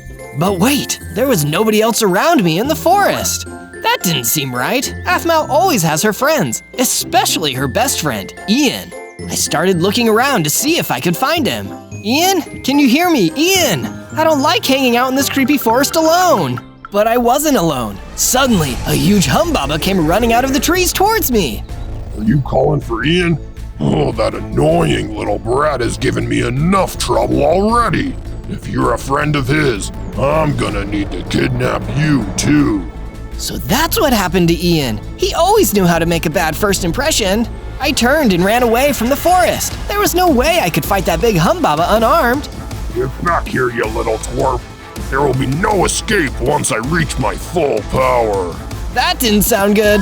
I kept running until I couldn't see the humbaba anymore and stopped to catch my breath after the chase. So he kidnapped Ian. I need to get him back. I really don't like that thing the humbaba said about reaching his full power. But I didn't have time to think about it. Suddenly, Endermen were coming out of the trees all around me, grasping for me with their long, spooky arms. Uh-oh, gotta go. I ran off again until there were no Endermen to be seen. I hid underneath a big tree to get some sleep in secret. It's harder to make friends in this world than I thought. On day 2, I woke up with a sore back. Sleeping on the ground under a tree isn't that comfortable. I needed to make myself a base. But first, I needed to get myself some materials. I started breaking down a tree with my bare hands to get the material for a crafting table. Ow! My hands are gonna be sore after that one. I built a crafting table and used that to craft my first set of tools. A wooden pickaxe, a wooden axe, and of course, a wooden sword. Now it's base building time. But there wasn't much space in the forest, so I headed out into the plains to start building my base on a wide, even plain. I admired the plains from my new balcony. Nothing can sneak up on me here. That's when I saw a bunch of freaky little creatures crawling towards my base. Are those enteriophages? That doesn't make sense. What are they doing outside of the end? Either way, I needed to get them out of here to finish building my base. I went outside, pulled out my sword, and started attacking them, being careful not to let them attack me. If an enteriophage attacks you, you get ender flu, and nobody wants that. Get out of here, you nasty little viruses! I kept attacking them until there were no more left. And stay out. I went back in to continue working on my base. The first room I finished was my sleeping quarters, complete with a nice, comfy bed. This sure beats sleeping under a tree. On day 3, I woke up feeling well rested and decided to continue expanding my base. I left the plains and walked back into the forest to gather more material with my new tools. After all, I needed to build a room for Ian after I rescue him from the Humbaba. On the way through the forest, I discovered an opening into a cave and decided to explore. Who knows what treasures I might find in there? But as I got deeper and deeper into that cold, dark cave, I realized treasure wasn't the only thing inside. Suddenly, an armed Mimikyu snuck up behind me. Before I could even react, it hit me with its mimic sword, taking out a good chunk of my health. Get away from me, you lousy slime! I'm just trying to gather some supplies. But it didn't listen. It just kept attacking me. My sword was like a toy against it. Whatever adventurer it copied a shield from was too strong. For a minute there, I thought I was a goner. Until a friendly Chocobo came running out of the cave towards me. Hop on my back, kid. It isn't safe in here. Thanks, that's an offer I can't refuse. I jumped onto the Chocobo's back and rode her out of the cave, leaving the Mimikyu behind us in the dark. We ran until we reached my base, where I finally dismounted off of the Chocobo. Thanks for the save, Chocobo. I'm Zozo. What's your name? I'm Coco. Guess our names are kind of similar. You did a great job saving us from that Mimikyu. I'm pretty sure I wouldn't have survived without you. The Mimikyu are just the beginning of it. Haven't you noticed all of the ender creatures that have been bothering everyone around here? It's all Estragon the Humbaba's fault. Wait, the Humbaba? I think we should stick together. That's the guy who kidnapped my friend. On days 4 to 5, I invited Coco the Chocobo into my base. Be it ever so humble, there's no place like home. Nice place. Where will I sleep? That's when I realized he wouldn't really fit through the door. Well, where do you want to sleep? Personally, I've always felt a little safer underground. Is that doable? You betcha, Coco. I mined a space underground in my little base and built Coco a cozy underground room to sleep in. By the time we were done, it was nighttime and we were exhausted. It feels so nice to have a friend staying at my base with me too. But we didn't get to cool off for long. We heard the sound of zombies moaning outside. Jeez, we can't catch a break, can we? You hang back this time, Coco. You've already saved my bum once today. Now it's my turn to help you out. I climbed up the stairs and pulled out my sword. It may be wooden, but I could still outwit a bunch of zombies, even at my lower power level. I ran in, taking advantage of my speed to lure the zombie horde away from my base. That'd keep Coco safe. Now it's time to tango, you undead fiends. Once I was far enough away, I started picking them off one by one, defeating each one quickly before the rest could gang up on me. You know that age-old rule, never get surrounded by zombies. This'll teach you to invade my base. It's just rude, you know? I noticed that one of them dropped an enchanted book on the ground. I ran in and picked it up right away. Oh wow, protection level 4. This will improve the strength of my armor. That's perfect. On days 6 to 8, I decided to build a chicken farm on my base so I could collect the eggs and make myself some nice meals. Once the new section of the base was built, I went out into the jungle to find some wild chickens roaming free. Here, little chickens, I'll put up some fences and make you some nests. While I was there, I collected a few apples from the trees too. Munch, munch, munch. Back to full hearts. Nice. And just in time too, because I saw a Stragon the Humbaba coming towards me through the trees. He was carrying a bow with flaming arrows. We meet again, Zozo. You're a long way from your base. Estragon, I know your name now. What did you do with my friend Ian? Ian. I'm sick of hearing that name. Almost as sick as I am of keeping him as a hostage. But it'll all be worth it when it's time for the sacrifice. What? Sacrifice? What are you gonna do to my friend? I've told you too much already, Zozo. Now it's time for you to run. If you want to survive, that is. He started shooting fireballs at me, and all I could do was run away. There was no way I could face him with just a wooden sword. Run, Zozo, run! It doesn't matter. I'll catch you in the end, no matter what. He kept firing more fireballs as I kept running. There were so many I could barely dodge them all. I just kept ducking and weaving between the trees. They were my only protection. Why can't you just leave me alone? I can't have you getting in the way of my plans, Zozo. I won't risk it. Luckily, I was still faster than he was. I was able to keep running until I passed through a gap too small for him. By the time he could make it around, I had hidden behind a tree. You can't hide forever, Zozo! Then he angrily spat fire all over. I didn't feel safe until I saw him fade into the distance, looking for me. I'm gonna need to get so much stronger before I can beat that guy. I hope you're safe out there, Ian. On days 9 to 10, I was hanging out with Coco, thinking about how to pass the time while I searched for Ian and figured out Humbaba's evil plan. Coco had a pretty bright idea about that. How about you build a statue, Zozo? That's a great way to pass the time, and it'll help inspire you to complete your mission. Great idea, Coco. I'm so glad I have you around to help me out. But what would the statue be? It has to be something Ian would love. I was sitting on the balcony, thinking of what exactly to build. Oh wait, I know! I'd build a statue of Ian. He'd love to have a big statue of himself to look at. I ventured out to the plains where I started mining some more materials. This would help me build my statue and improve my base. I went back to the base and started building the statue's foundation. Heck yeah, that's a good start. I also decided it was time to furnish my home a bit more. I needed somewhere to chill out and maybe read. Oh, I know, I'll build myself a library. That will be the perfect place to study and relax. Yes. I built myself a nice, cozy library with bookshelves, chairs, and a fireplace. Now this is the way to live. On days 11 to 12, I was exploring a cave, searching for more materials, when suddenly an ancient spirit villager appeared right in front of me. Oh no, a ghost! Be not afraid, Zozo. How do you know my name? I know many things. As an ancient spirit, it is my duty to guide heroes and warriors who are pure of heart to their destiny. I can sense that you have a mission, Zozo. I can give you the answers, but you must ask the right questions. Well, a Humbaba named Estragon kidnapped my best friend Ian, and I think he's up to something bad. Can you tell me everything you know about him? Yes, Estragon the Humbaba. There is a great darkness in that creature's heart. He started out like any other Humbaba, living in the desert plains with his family. But like many evil men, Estragon wasn't satisfied with what he had, with the love of his friends and family. He always lusted for power, to gain control over others. His quest to become a more powerful being led him to the end, a realm even darker and further from the overworld than the Nether. He knew that the forces of the end would give him power he only dreamed of, but it exacted a terrible price in return.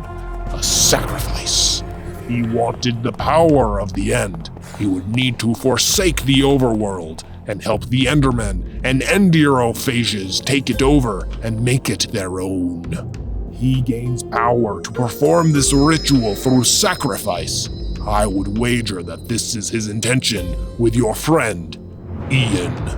What? That's even worse than I thought. I need to get stronger and defeat this guy before he can hurt anyone else. From days 13 to 15, I returned to the cave where I first met Coco the Chocobo. I wanted to get strong enough to defeat Estragon the Humbaba. I needed to at least be strong enough to defeat that Mimikyu. As I got deeper into the cave, I saw it was waiting for me on top of a stalagmite. Clearly he had gotten some flair for the dramatic. As it hopped down towards me, I dodged and went for his back, trying to hit him where he couldn't block with his shield. He took a lot of hits from my wooden sword, but eventually I did manage to defeat it with a good swing to the back. The fight made a difference because I could feel myself leveling up. I went from 5 to 8 hearts, got twice as strong, and gained a new ability, Disguise. APHMAU is great at fitting in, so I could now convince some lower level mob groups that I'm one of them, just as long as I don't act too out of character. This will probably come in handy later. After that, I mined some stone and left the cave. All this will help me rescue Ian and stop Estragon someday. On days 16 to 19, I built myself a crafting room so I could make better gear. I used my crafting table and the stone I'd collected to make myself a new set of gear, a stone sword, a stone pickaxe, and a stone axe. We've just entered the Stone Age, baby. I realized I needed more materials for base building and crafting. That's why I started exploring an underground cavern near my base. The deeper I got into the cavern, the more I noticed how cold it had gotten, even cooler than you'd usually expect for an underground cavern. That's when I noticed an Iceman standing deeper into the cavern, waiting for any intruders to enter. He was walking towards me. I needed to think fast. Now is probably a good time to try out my new disguise ability. As the Iceman approached me, I switched into my Iceman disguise. Hey, who goes there? Hey, it's me, fellow Iceman. So nice to see another one of my cold bros down here. Oh, yeah, I guess it is nice to see another Iceman down here. It looks like my disguise worked. Well, what can I do you for, fellow Iceman? You mind if I mine some materials? I need to upgrade my equipment. Sure thing, bud. Be my guest. My new disguise ability was already coming in handy. With the Iceman's approval, I mined some extra stone and made my way back to my base. On days 20 to 22, I woke up to Coco the Chocobo outside the door to my bedroom, frantically calling for me. Zozo! Zozo! It's an emergency! What's wrong, Coco? Estragon the Humbaba is right outside. I think he's here to see you. Uh-oh, I better get dressed and go see him then. I grabbed my equipment and ran out of the base. I saw Estragon the Humbaba standing there, waiting for me. Meet again, Zozo. Our last meeting was cut tragically short. If I recall correctly, you ran away like a coward. Will you run away now? I'm through running away. I'm ready to take you on, Estragon. Are you brave enough to fight me directly? Gladly. Estragon readied his claws and ran at me. We dueled, managing to dodge or parry most of each other's blows. Impressive. You've gotten a lot stronger since we last fought. Thanks for providing the encouragement. As we kept fighting, I managed to hold my own, but I was getting tired. Lucky for me, it seemed like Estragon was getting tired too. You've proven yourself, Zozo, but this isn't even my final form. The next time we fight, it'll be the end of you. Mark my words. And with that, he ran off, leaving us on a draw. But the next time I would meet him, I finally believed it might be my turn to take home the victory. When I'm done with you, Estragon, the only end you'll need to worry about is your own. On days 23 to 26, I explored an underground cavern, hoping to find some interesting loot. Using torches I placed along the wall to light my way, I walked deeper and deeper into the belly of the cavern. Along the way, I saw a family of spiders skittering along the stone. I really didn't feel like fighting these guys, so I hid in the shadows and watched them pass. Ugh, spiders always give me the creeps. Once the spiders were gone, I kept creeping into the cavern. I could just feel I was getting closer to something worthwhile. Hey, what's that? That's when I discovered an old chest hidden among the rocks. I opened it and found a potion of healing inside. This will help me regain 2 hearts. I better keep this for when I really need it. And if you want more Zozo videos when you really need them, search ZOZO in your search bar and you'll be able to find all my Minecraft adventures. On days 27 to 31, Coco brought me some materials to get started on the statue, and I quickly got to work on it, knowing that it would help to motivate me to take on Estragon and rescue Ian. This is looking rad, but I can't help but feel like it's missing something. I realized pretty quickly that the statue needed some more colors to really bring it to the next level. I made my way over to a nearby desert where I found some abandoned sheep in a pen. Their wool is exactly what we need for the statue. As soon as I tried to get closer, however, a gang of husks appeared from behind the sands. It was too late to use my disguise skill. They'd already seen me, and now I was in trouble. I'm guessing you guys don't want to just talk this one out? Spoiler alert, they didn't. I pulled out my stone sword and started fighting off the gang of angry husks. There were plenty of them, but I was a lot stronger than I used to be. I bet you wished you'd just talked it out with me now, huh? Some husks with bows were hiding on top of a sand dune, firing arrows at me. But they weren't as good a shot as Estragon, so I was able to dodge their arrows and run at them. Come on, guys, you can do better than that. I swung my sword again and again and again, never letting up. By the time I was done, those ancient bad guys were done, and I was free to explore the pen. I found a big stash of wool in a nearby chest. Since I had what I needed, I set the sheep free. Enjoy your freedom. With that done, I made my way back to my base to continue work on the statue. On days 32 to 35, I decided I needed a change of scenery, so I left my base and ventured down to the swamp to see if there were any interesting materials to collect. It's got that fresh swamp smell, but I didn't find any interesting materials. Instead, I found a swarm of monstrous swamp leeches, and I really didn't want them to get too close to me. I think I might be allergic to leeches, especially giant monster leeches. As I tried to run away, I fell into the bog and found even more monstrous swamp leeches slithering through the water towards me. I needed to get out of here. I climbed out of the water and started running as fast as I could as the leeches started slithering up onto the ground behind me. Those monsters must be really hungry. But I don't want to be on the menu, you nasty leeches. I pulled out my sword and I was able to fight a few of them off.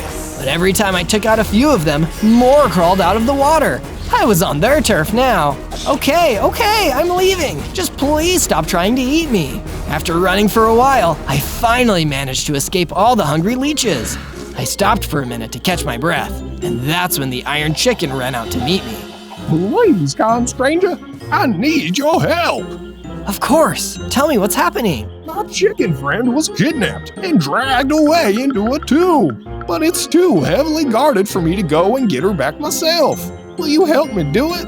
I will. My friend got kidnapped too, so I know exactly how you feel. I'll get right on it. On days 36 to 39, I followed some instructions the Iron Chicken gave me until I found my way over to the ancient tomb.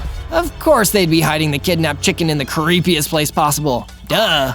Getting in wouldn't be easy. I could see a powerful looking stone monster guarding the gate, and I had no idea what other enemies or traps were waiting for me inside.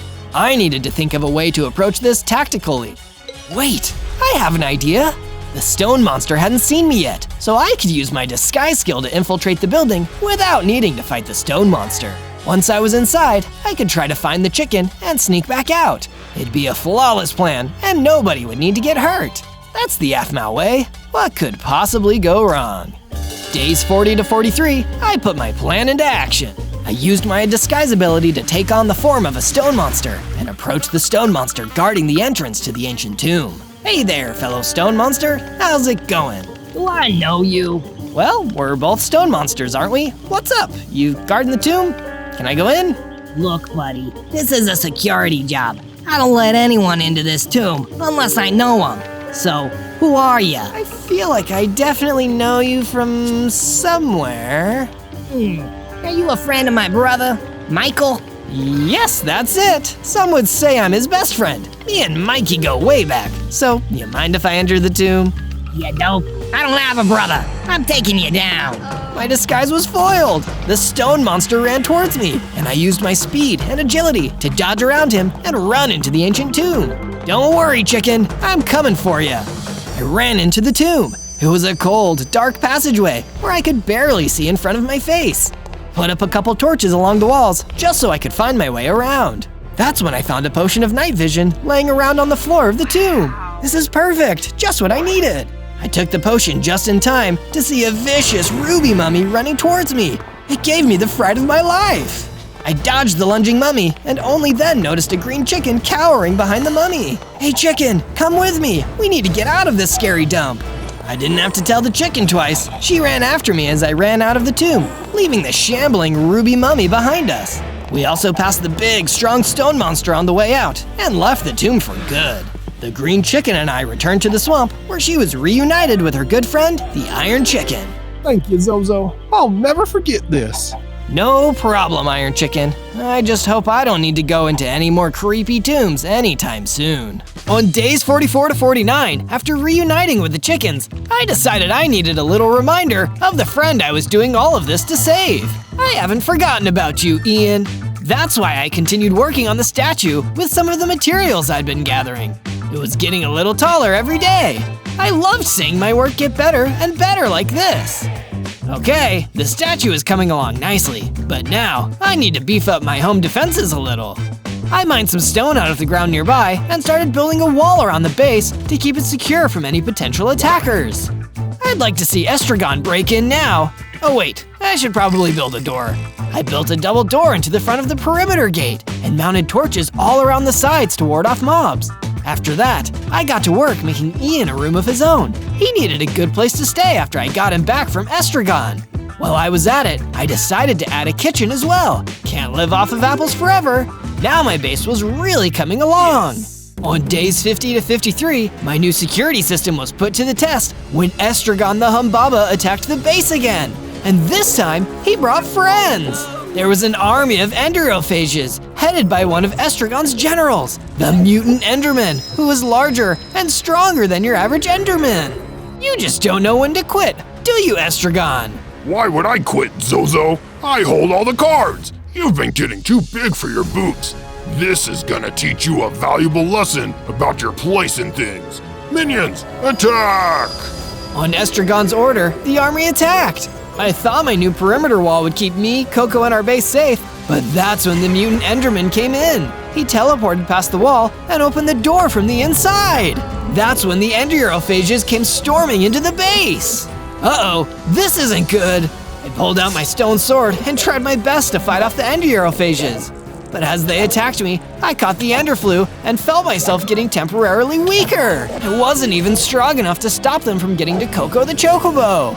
Zozo, help! They've got me! Coco, no! But it was already too late. Estragon teleported away with Coco.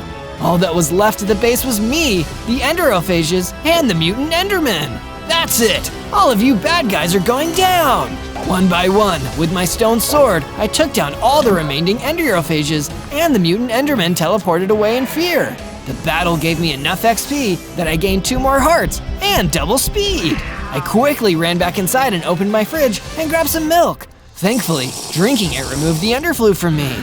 Now it's time to get serious. I'm not letting Estragon keep Coco and Ian. I'm getting them both back. On days 54 to 57, I decided I needed to improve my base defense system before I took the fight to Estragon and his goons. I reinforced my perimeter wall by making it thicker and adding more layers, and I added lanterns around the outside to ward off any enemy mobs. Good luck teleporting through that, mutant Enderman! The next defense I needed was knowledge. That's why I returned to the underground cavern where the wise ancient spirit villager was waiting for me. Ancient spirit villager, I need your help. Estragon keeps attacking me and taking my friends, but I don't know where to even start looking for him to get my friends back. Where should I look?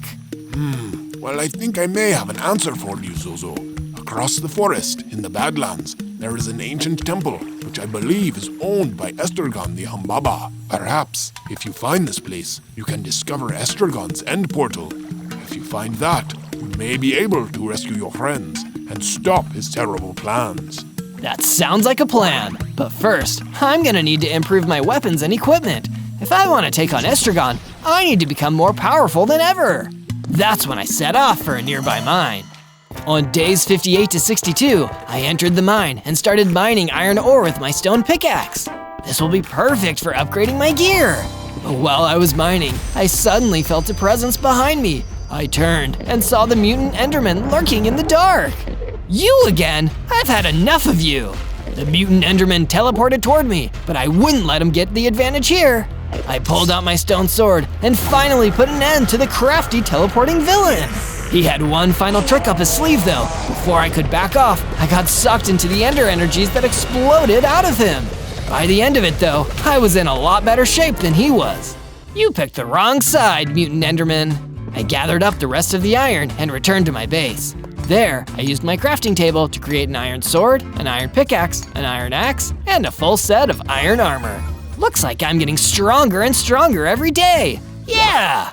On days 63 to 66, I continued working on the statue. It was coming along well, but it still had a long way to go. And it was a heck of a lot harder to build without any of my friends here to help me. But I had to keep going, because that's what heroes do. That, and go on adventures, of course. If you want to make sure you never miss an exciting Zozo adventure, hit subscribe and click the bell to get notifications. We promise we've got some even cooler adventures on the way, and you can even suggest your ideas for adventures down in the comments. I love hearing what you have to say. But now, it's time to continue my quest. Let's do this! On days 67 to 70, I followed the ancient spirit villager's instructions to find Estragon's hidden dungeon. I trekked across the forest until I reached the Badlands. There, I finally found a cave entrance guarded by a few floating ghasts. With this kind of security, this has gotta be Estragon's secret dungeon. I bet Ian and Coco are trapped in here. Using my impressive speed, I ran in through the cave's entrance, avoiding the fireballs blasted at me by the patrolling ghast. You can't catch me. I'm gonna get in there and save my friends. On days 71 to 74, I entered the dungeon. There were wither skeleton skulls on the floor, but suddenly, in a black puff of smoke, they reanimated into wither skeletons. Great! More enemies, just what I wanted. Pulled out my iron sword and started dueling the wither skeletons. They were stronger than I expected. Even iron wasn't that effective at stopping them. I jumped to a platform off the side of the bridge to make some distance between us. That sure is a long way down. The wither skeletons were hesitant to follow over the gap. Then I took a look around and noticed something sitting on the ground nearby. I couldn't believe what I was seeing. Whoa, a mace! That's one of the most powerful weapons out there. Looks like I'm getting some good luck after all. With the mace, I made short work of the wither skeleton squad, blasting them all into a pile of ebony bones. Not so tough now, huh? After defeating the wither skeletons, I noticed a gate at the back of the dungeon. I just knew that whatever I wanted, it was hiding behind that door. Let's go! On days 75 to 78, I walked through the gate at the back of the dungeon and entered Estragon's lair. The Humbaba was standing there, waiting for me, with a huge end portal on the ground behind him. I bet you're proud of yourself. You've come so far. And what a shame it'll be what happens to you in the end. Do you have any final regrets? Yeah, not taking you down sooner!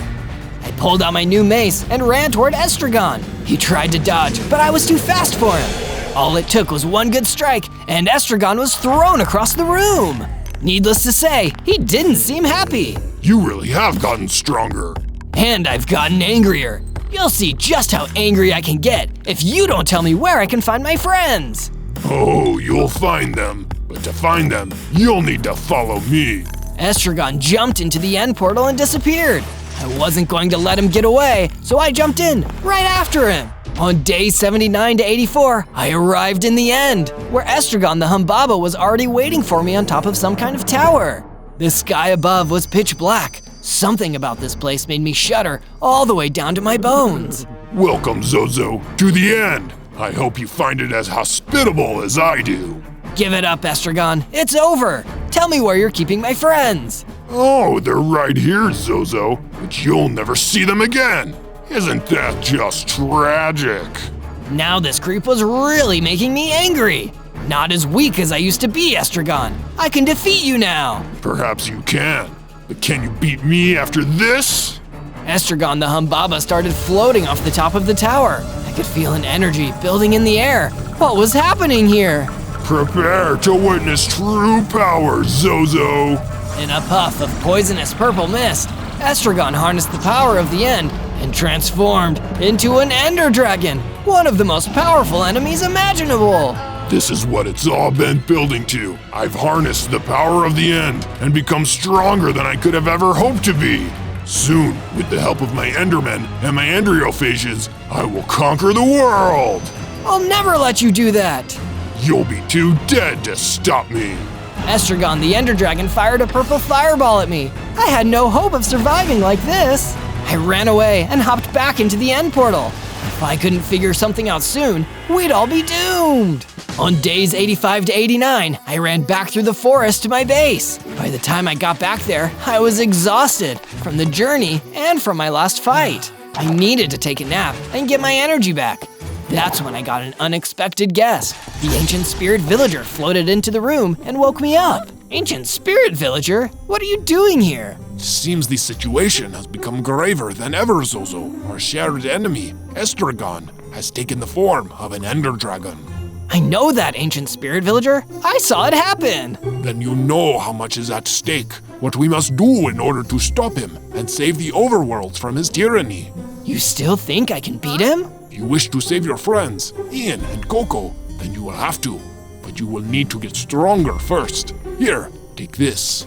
The ancient spirit villager gave me a sharpness enchantment, which would make my mace even stronger. But if I wanted to beat this new Estragon, I needed to make my spirit stronger as well as my weapons. Feeling well rested, I went out to the statue and put on the final finishing touches. It looked amazing, just like my friend Ian.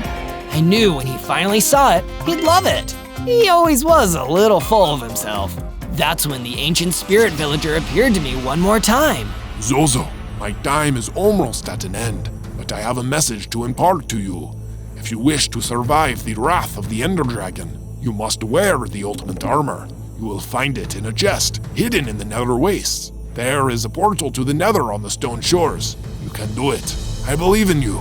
And with that, the ancient spirit villager faded away. I would need to do the rest alone. Thank you, ancient spirit villager, for everything!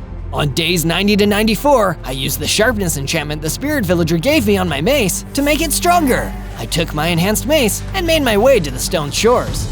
You can see the nether portal glowing in the distance. It's now or never. Have I made that joke before? There were a few zombies scattered along the shoreline.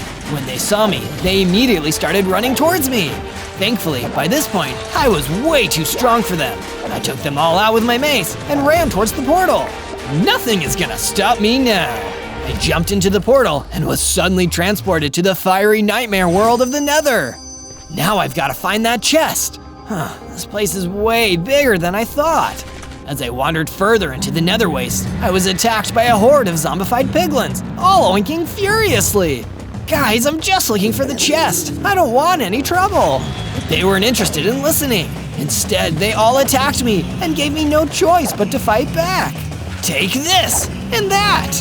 My mace was so powerful now, it only took one strike each to destroy them. The biggest problem was that my mace was slow, so it took me a while to work through them all.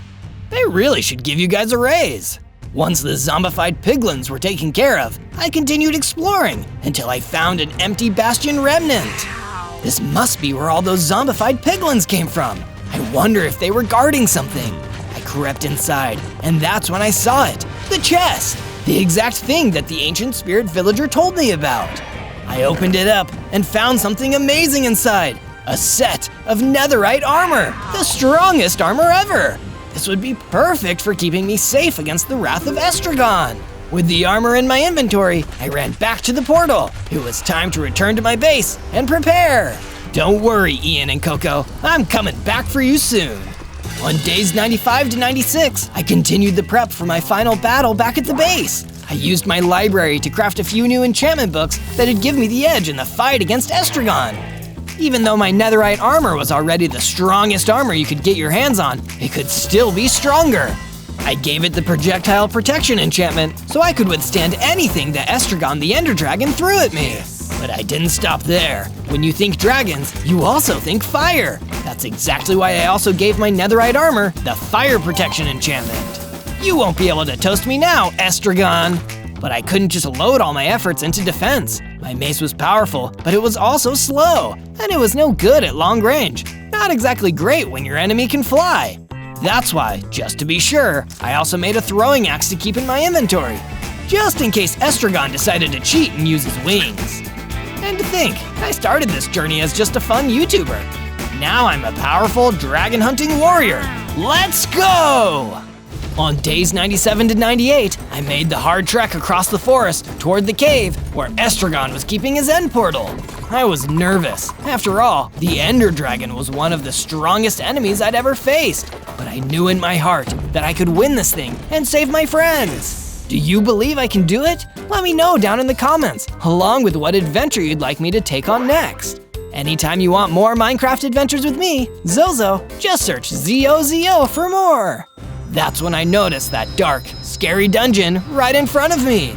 Okay, Estragon, it's now or never. I'm gonna defeat you once and for all. On day 99, I entered the dungeon where Estragon was keeping his portal to the end. If I didn't defeat him here, he might become all-powerful and spread the Ender creatures all over the world. I can't just let that happen. I jumped into the end portal and was immediately transported to the main island of the end. I saw Coco the Chocobo and Ian trapped in cages, watching helplessly, while the mighty Ender Dragon floated up above. Huh, you actually came back. I can't tell whether you're brave or just foolish, but I'll destroy you either way. Coco and Ian looked amazed to see me here, and I was so happy to see them. Zozo, I can't believe you actually came back to help us. This is literally the coolest thing you've ever done. Don't worry, guys, I'm gonna save you. That just made Estragon laugh. I thought it might be nice for them to see you get destroyed. It's a little parting gift from me to you, you pathetic little weakling. Who are you calling weakling? It was time to level up. I equipped my mace and felt myself beginning to change. I upgraded, reaching twice my height and strength. My final form! Let's do this, Estragon! Estragon immediately swooped down towards me, doing the Ender Dragon dive. I quickly ran and dodged out of the way as he collided with the ground. That was too close.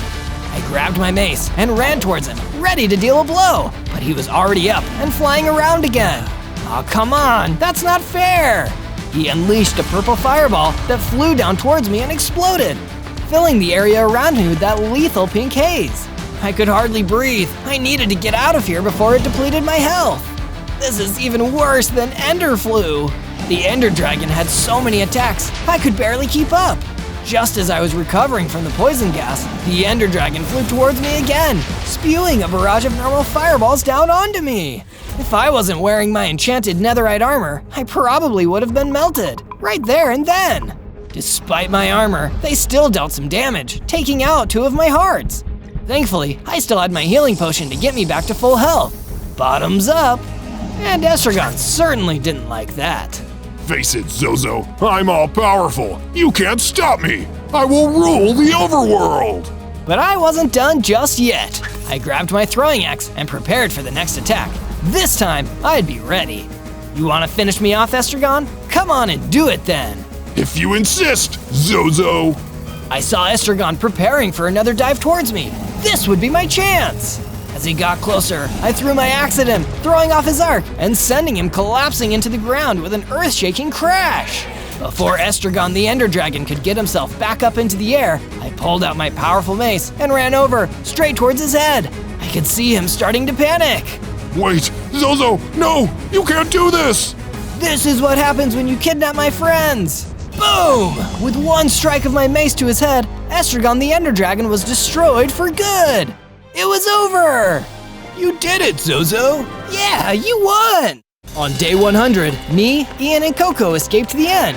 I let them run ahead while I turned around to throw my mace into the portal to destroy it, so nobody like Estragon would ever come back. The portal started bubbling up, so I rushed to get far away from it. When I turned around, I saw a dozen of tiny falling stars raining down on the dungeon and portal, slowly reducing it to rubble. Then we made our way back to the base to finally hang out and chill. The adventure may have been over, but now with my friends back, the fun had just begun. On day 1, I spawned in as MrBeast, the YouTuber famous for his big money and crazy challenges. But wait, I'm so small and I don't even have a beard. I'm not MrBeast, I'm Baby Beast. Before I could think about increasing my size or my fortune, a big mean bounty hunter came running out of some nearby woods. Uh-oh, is that a bow and arrow? That's right, and I'm a dead shot with this thing too. I'm the toughest, nastiest bounty hunter around these parts, and you better start running, cause someone put a bounty on your head. A bounty? What does that mean? It means someone is gonna pay me the big bucks if I can capture you in 100 days. And trust me, it won't take 100 days, cause I'm the best there is. Before I could say anything else, he started firing at me. The bounty hunter was such a good shot, I had to run for my life deeper into the forest, while he just laughed at me. Escape this bounty hunter for 100 days? Boy, do I have my work cut out for me this time. On day 2, I made my way into the closest forest I could find. I didn't stop, knowing that the bounty hunter might still be chasing me. Here in the trees, I have way more cover. It'll be harder for the bounty hunter to hit me with his arrows. Gosh, and I definitely don't want to get hit by those arrows. I only have 3 lousy hearts. I kept running, looking over my shoulder now and then to see if anybody was following me. Phew, it looks like I might have lost him. For now, anyway. That's when a huge gorilla charged out of the trees. He was buff and tough, as you'd probably expect from a gorilla. Sorry that I'm in your forest, Mr. Gorilla. I'd give you some money for it, but I'm not full MrBeast yet. It's an emergency though. I'm being chased by a bounty hunter. The gorilla laughed. Yeah, I know you're being chased by a bounty hunter because he hired me to help him. If I take you to him, we're gonna split the bounty. Oh, come on, that's not fair. How can you sleep at night going after innocent people like this? Believe me, the bounty money will help. With that money, I'll be a gorillionaire. And with that, he attacked me, pounding me with his huge gorilla fists. I tried to fight back, but without any weapons and only my puny punches, I didn't leave a scratch on him. Huh, this really is like taking candy from a baby. Just when it seemed like all was lost, a donkey with a saddle came running at us out of the woods. Hop on my back if you want to live. So I hopped on the donkey's back, and she carried me out of there. That was close. Too close. That'll do, donkey. That'll do. On day 3, the kind donkey who saved me took me back to her secret hideout, deep in the woods. There, I met the donkey's friend, a pig who was also hiding out. This is Napoleon. He's the smartest pig I've ever met. Well, I don't know about the smartest, but I definitely know a thing or two. Wait, that's perfect. If you're super smart, then maybe you can help me with my quest. What quest is that? I'm being chased by the meanest, scariest bounty hunter in the world, and if he gets me in the next 100 days, I'm toast. They say the best defense is a good offense. If you don't want this bounty hunter fella to get to you, then you need to stay under the radar, get strong, and get him first. Now that's a cool idea! How would I start, Napoleon? You're gonna need tools, weapons, and a secret base for starters, and from there, the training will begin. Taking Napoleon's advice, Donkey and I set off further into the forest. The bounty hunter wouldn't get me over the next 100 days, I'd get him. On days 4 to 5, Donkey and I decided to start gathering our first materials. The forest was full of trees, so it wouldn't be hard to find wood. Come on, Donkey, let's get ourselves some wooden blocks. It wasn't easy to punch down the trees, but with the help of Donkey, we'd soon broken down enough trees to make a crafting bench and some basic wooden tools. It's crafting time! I made myself a wooden pickaxe, perfect for a low-level player like me. But why settle for a low-level tool? You'll be able to mine, chop, and harvest even faster with stone tools. Donkey had a point. I used my wooden pickaxe to mine into the ground and collect some stone blocks. Then, with the help of my crafting bench, I created my first set of stone tools. But most importantly of all, I made myself my first formidable weapon, a super cool stone sword. Let's see that bounty hunter mess with me now. The next piece of advice Napoleon had given me was building a secret hideout. It couldn't be too obvious, or the bounty hunter would find me easily. I picked a spot between some trees and started mining downwards. Underground would be the perfect spot for my base. I built some stairs and a place for Donkey and I to sleep underground, with some torches to light the way. Hopefully the bounty hunter would never notice us here. But all this mining and crafting had worked up a hunger in me. That's when I noticed an apple on the ground. Oh, that's perfect! I picked up the apple and ate it. Then something amazing happened. I leveled up, growing into a slightly bigger MRBEAST, with 4 hearts now rather than 3. This is awesome! Next I need to start growing my bank account. On days 6 to 8, I decided to go exploring the plains again. The bounty hunter would probably never expect me to go back there. Still, I didn't want to push my luck. That's why I kept a low profile, crouching and trying to sneak around as much as I could. When you're up against a crazy bounty hunter, stealth is a good skill to practice. But my stealth came under fire when I saw an innocent young gazelle getting chased by a gang of spooky husks. I wanted to stay under the radar, but I could not help someone in trouble. Get away from her, you nasty husks! I pulled out my stone sword and charged in, ready to take them all on. But the battle wasn't as easy as I'd hoped. The husks attacked back, and I was fighting for my life. One of the husks attacked me and knocked off some of my hearts. That's it, no more Mr. Nice Beast. Fueled by my determination, I fought back, and soon all the husks were destroyed. Then the gazelle came in to thank me. Thank you, you saved me. I'll be forever in your debt. Don't mention it, Gazelle. Is there anything else I could do to help? Well, I was wandering across the plains with my father, Papa Gazelle, when all these undead attacked. He told me to run, but he's still trapped back there. Can you help him? Of course, Gazelle. Let's do it. On days 9 to 10, me and the young gazelle ran across the plains, looking for her father. He had to be around here somewhere. Look, that's him, over there. I turned and saw the last thing I wanted to see. Papa Gazelle being chased by a wither boss. He was firing explosive skulls and barely missing the poor gazelle. Uh-oh, withers are stronger than anything else I've faced. Please, we need to try. It's the only way to save my papa. I couldn't say no to that, so I once again took up my sword and ran towards the wither, trying to hide my fear. Pick on someone your own size, wither. So then, he started picking on me. The wither turned and fired a flaming skull that exploded on the ground next to me. I immediately knew there was no way I'd be able to win this fight at my current strength. I'll never be able to stop the bounty hunter if I get destroyed by a wither. Feeling ashamed of myself, I ran away. I retreated back to the young gazelle. Come back to my base with me, Gazelle. We'll figure out a way to save your dad back there. On days 11 to 12, I came back to my base with Gazelle, ready to make some upgrades and improvements. We went underground, and I mined an additional room for Gazelle to sleep in. But that's when I realized something important.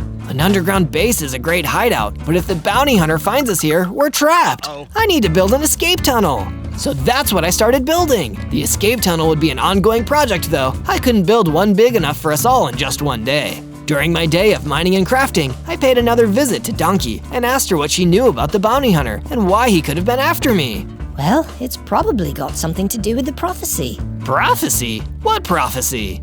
For the longest time, humans have kept the beasts down. You know, beasts like me and Napoleon and Gazelle, and humans like it that way. But prophecy tells of a human who will liberate the beasts from human control and deliver us all to freedom. The prophecies say that this man would be named Mr. Beast. Wait, Mr. Beast? I'm playing Mr. Beast. Maybe the prophecy is about me. That explains everything. The humans must think you're going to free all of the beasts, so they pooled their money together to hire the best bounty hunter in the world, the man who's known for being able to capture anybody. But if you can defeat him, you might be able to free the beasts. But I wasn't even strong enough to beat the Wither yet. I needed to get a lot stronger before I could do that. In the meantime, I used my stone tools to start mining for iron underground. This would help make all my tools and weapons stronger. After a short time, I found a nice stash of iron and mined it up. And it isn't all about fighting, it's important to have food too. That's why I started adding extra chests into my underground base where I could store all the apples I collected from the forest. On days 13 to 15, I once again returned to Donkey and asked her for advice on how I could get stronger. Well, the best way to get stronger is by training, and the only way to train is to really test yourself. Which biomes have you visited? Now that you mention it, Donkey, I've only ever visited the forest and the plains. There's your problem. You're never gonna get stronger if you don't master every biome. Try to defeat a powerful enemy in the desert next. Great idea, Donkey! Before I headed to the desert biome, I needed to upgrade my equipment. I used the iron I'd mined to forge myself a new set of iron tools and some iron armor. And like Napoleon had said earlier, sometimes the best defense is a good offense, so I made myself a cool iron sword too. I'm feeling stronger already! I left my base and crossed the forest until I found myself at the desert biome. Already, this place was way nastier than the other biomes. In my new armor, the heat was killing me. Speaking of killing me, that's also when the gorilla appeared from behind and hit me. Thought you could forget about your pal the Gorillionaire, huh? That's a mistake you'll pay dearly for, my friend. What? How did you sneak up on me like that? I have my ways. Now it's time for me to take you down. I'm gonna get that bounty. The gorilla attacked me again, but this time I was stronger. His punches didn't do nearly as much damage against my iron armor. Now it's my turn, Gorillionaire. With a few hits from my iron sword, he was down and I'd won. That's when I saw he dropped a frontiersman cap. This lets the wearer move faster while sneaking. This must have been how he snuck up on me. I equipped the hat myself. This would be super helpful in avoiding that awful bounty hunter. Just then, I started to feel stronger and I gained another heart. 5 hearts? That's more like it. I guess the desert training was worth it. Feeling better than before, I went back to my base and continued working on my escape tunnel. We made some good progress, but I wasn't going to feel much safer until it was complete. On days 16 to 19, I decided it was time to try getting rich by exploring an underground cavern. After all, you can't be Mr. Beast without getting rich. I bet there are some great precious gemstones down here. I used my iron pickaxe to easily mine through the stone all around me, setting up torches along the way so I could see where I was going. That's when suddenly, an elder skulk crawled toward me out of the darkness. Bet you never thought you'd see me down here. No offense, dude, but I don't even know who you are. I'm the Elder Skulk, and I'm working with the bounty hunter to bring you down. Jeez, why is everybody working with this meanie? I don't get it. Money, my boy. It makes the world go round. If you have enough money, you can do anything. Even pay you guys to leave me alone? Sure, but you're gonna need a lot of money to beat what all the humans are paying us to come after you. Now let's go. But I wasn't gonna go down without a fight. As the Elder Skulk came running at me, I dodged his most powerful attack and took out my sword. It only took a few choice swings to take the monster down, but at least he'd given me a new idea. If I can't beat the bounty hunter, maybe I can buy him. On days 20 to 22, I made my way back to the desert for more training. I was also gathering materials for more upgrades to my gear. That's when I got attacked by a swarm of spiders, all trying to bite and sting me. You guys are so rude. Can't you see I'm in the middle of something here? It didn't take long for me to swat those nasty insects with my sword. Then they dropped a protection enchantment along with some string. This will make my armor even stronger. I applied the enchantment and felt my confidence rising too. That's when I remembered something important. Papa Gazelle, I can save him now. As quickly as I could, I ran across the desert and returned to the plains. I saw the same sad display. Poor Papa Gazelle getting chased around by the Wither Boss, who was still firing skulls at him. I've had all I can stand, and I can't stand it anymore. It's time to take this Wither Boss out. I ran in, sword blazing, dodging every flaming skull the Wither Boss blasted at me. With one carefully aimed strike, the Wither Boss was gone. You're free now, Papa Gazelle. Go home, and I'll send your kid back to you. Papa Gazelle ran off. I'd finally gotten strong enough to free him. Maybe I could save myself from the bounty hunter after all. How sweet. You saved the gazelle, but it won't save you. I turned and saw the bounty hunter aiming his bow at me. How did you find me? You weren't exactly being subtle, kid, and you should know by now, I'm the best there is. He fired an arrow and got me square in the chest. Even with my enchanted armor, he knocked off some of my hearts. I better get out of here before he shoots me again. I ran away, zigzagging to avoid more arrows. You can run, but you can't hide. No matter where you go, I will hunt you down. You'll never be Mr. Beast. On days 23 to 26, I returned to my base, at least happy to have some good news for one of my friends. I found the young Gazelle chilling out in the room I'd built for her. Gazelle, I defeated the Wither Boss and saved your dad. He's back at your house waiting for you. That's amazing, thank you! I can't wait to see him again. I'll never forget this. With the young Gazelle gone back to her family home, it left me with a free room. A room I quickly started turning into an armory. The bounty hunter is a master of weapons, so I need to get just as good if I'm going to beat him. The main thing I needed was a ranged weapon, so I could fight back without getting too close. That's why I made myself a cool new crossbow. But it wasn't just the crossbow I built. I continued working on the escape tunnel. If my calculations were correct, by the time it was done, if the bounty hunter attacked my base, we could all escape all the way to the mountains. On days 27 to 31, I finished my escape tunnel and used it to travel all the way to the mountains. This will be the perfect way to get out of danger if I need to. Out of danger, you say? I turned to see that a snow leopard had somehow snuck up on me. I pointed my crossbow at him just to be safe. What are you doing here, snow leopard? Do you work with the bounty hunter? What? Heavens no! The bounty hunter aligned with the humans, just like the horde of Viking villagers who destroyed my home. They destroyed your home? That's terrible. Let me help you. How do I know you don't just side with the other humans? I'm not just any human, Snow Leopard. I'm Mr. Beast, the friend to all beasts. Go and stay at my base. You can take the escape tunnel. We'll make a plan to get back to your home later. Oh, thank you, kind stranger. In exchange for your generosity, I'll tell you the location of a cave with diamonds near here. The snow leopard marked it on my map and left back through the escape tunnel. I continued searching until I discovered the cave. And just like the snow leopard told me, there were some diamond deposits for me to mine in there. Jackpot! I'll be as rich as Mr. Beast in no time. I returned to my base, back through my escape tunnel. With all my new diamonds, I realized how drab my base looked. I crafted and added some banners and bookshelves to give it some ambiance. That's when the snow leopard approached me again. I sense a terrible disturbance. The Vikings who destroyed my home. I believe they've invaded the forest. We need to stop them at once. On days 32 to 35, Snow Leopard and I left the base and ventured back out into the forest, hoping to hunt down the Viking villagers who had destroyed his home in the mountains. Look, there they are! I'd recognize them anywhere! I looked straight ahead and saw what the Snow Leopard had seen. A group of armed Viking villagers surrounding the secret hideout of Napoleon the Pig. He was doing his best to reason with them. I don't want any trouble, fellas. I swear. I'm just a humble pig. Leave me be. But they weren't listening. The Viking villagers were about to attack Napoleon. I pulled out my crossbow and started blasting, hoping to distract them. Instead, it all broke out into chaos. Some of the Viking villagers ran towards me. Bird ran forward to meet and fight them. But as much as I tried to fire more crossbow bolts at the Viking villagers running for Napoleon, I was already too late. They destroyed him and burned down his hideout. Napoleon, no! This unlocked the secret rage of me and Snow Leopard. We charged in, him using his claws and teeth, and me pulling out my sword. It didn't take long for us to defeat the remaining Viking villagers. I'm so sorry about your friend. Perhaps humans and beasts can never live in harmony. On days 36 to 39, I needed a change of scenery to help me process Napoleon's death. I decided to make my way to the beach, sneaking all the way to make sure that the bounty hunter didn't come after me when I was most vulnerable. That's exactly the kind of mean move he'd go for. But while I was exploring the beach, I found another beast hanging around, a boar. He looked like he needed some help, and because he reminded me of Napoleon, I decided I'd do whatever I needed to. What's up, Mr. Boar? Do you have a problem that a Mr. Beast could help with?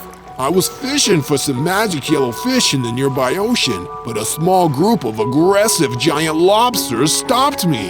I can take care of them, no problem at all. I found my way to the boar's fishing spot and saw the lobsters skittering around, snipping their big red claws. But they were no match for my crossbow. I pulled it out, and with a few well-placed shots, all the lobsters were gone. It felt good to be able to help someone after I'd had such a bad day. I went back to the boar and told him the good news. In return, he told me something interesting.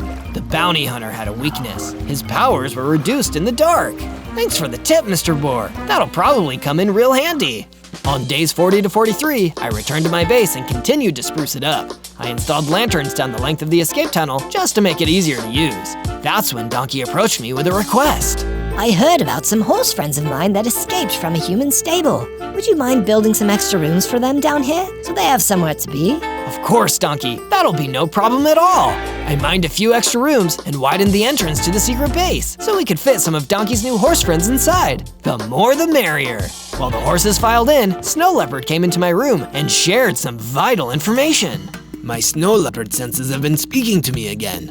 There's an abandoned mine deep in the forest that I visited once. I have a feeling you may find something you're looking for there. Just be warned, it may be looking for you too. On days 44 to 49, I made my way deep into the forest in the dead of night. I started traveling at night more often since the boar told me the bounty hunter's weakness.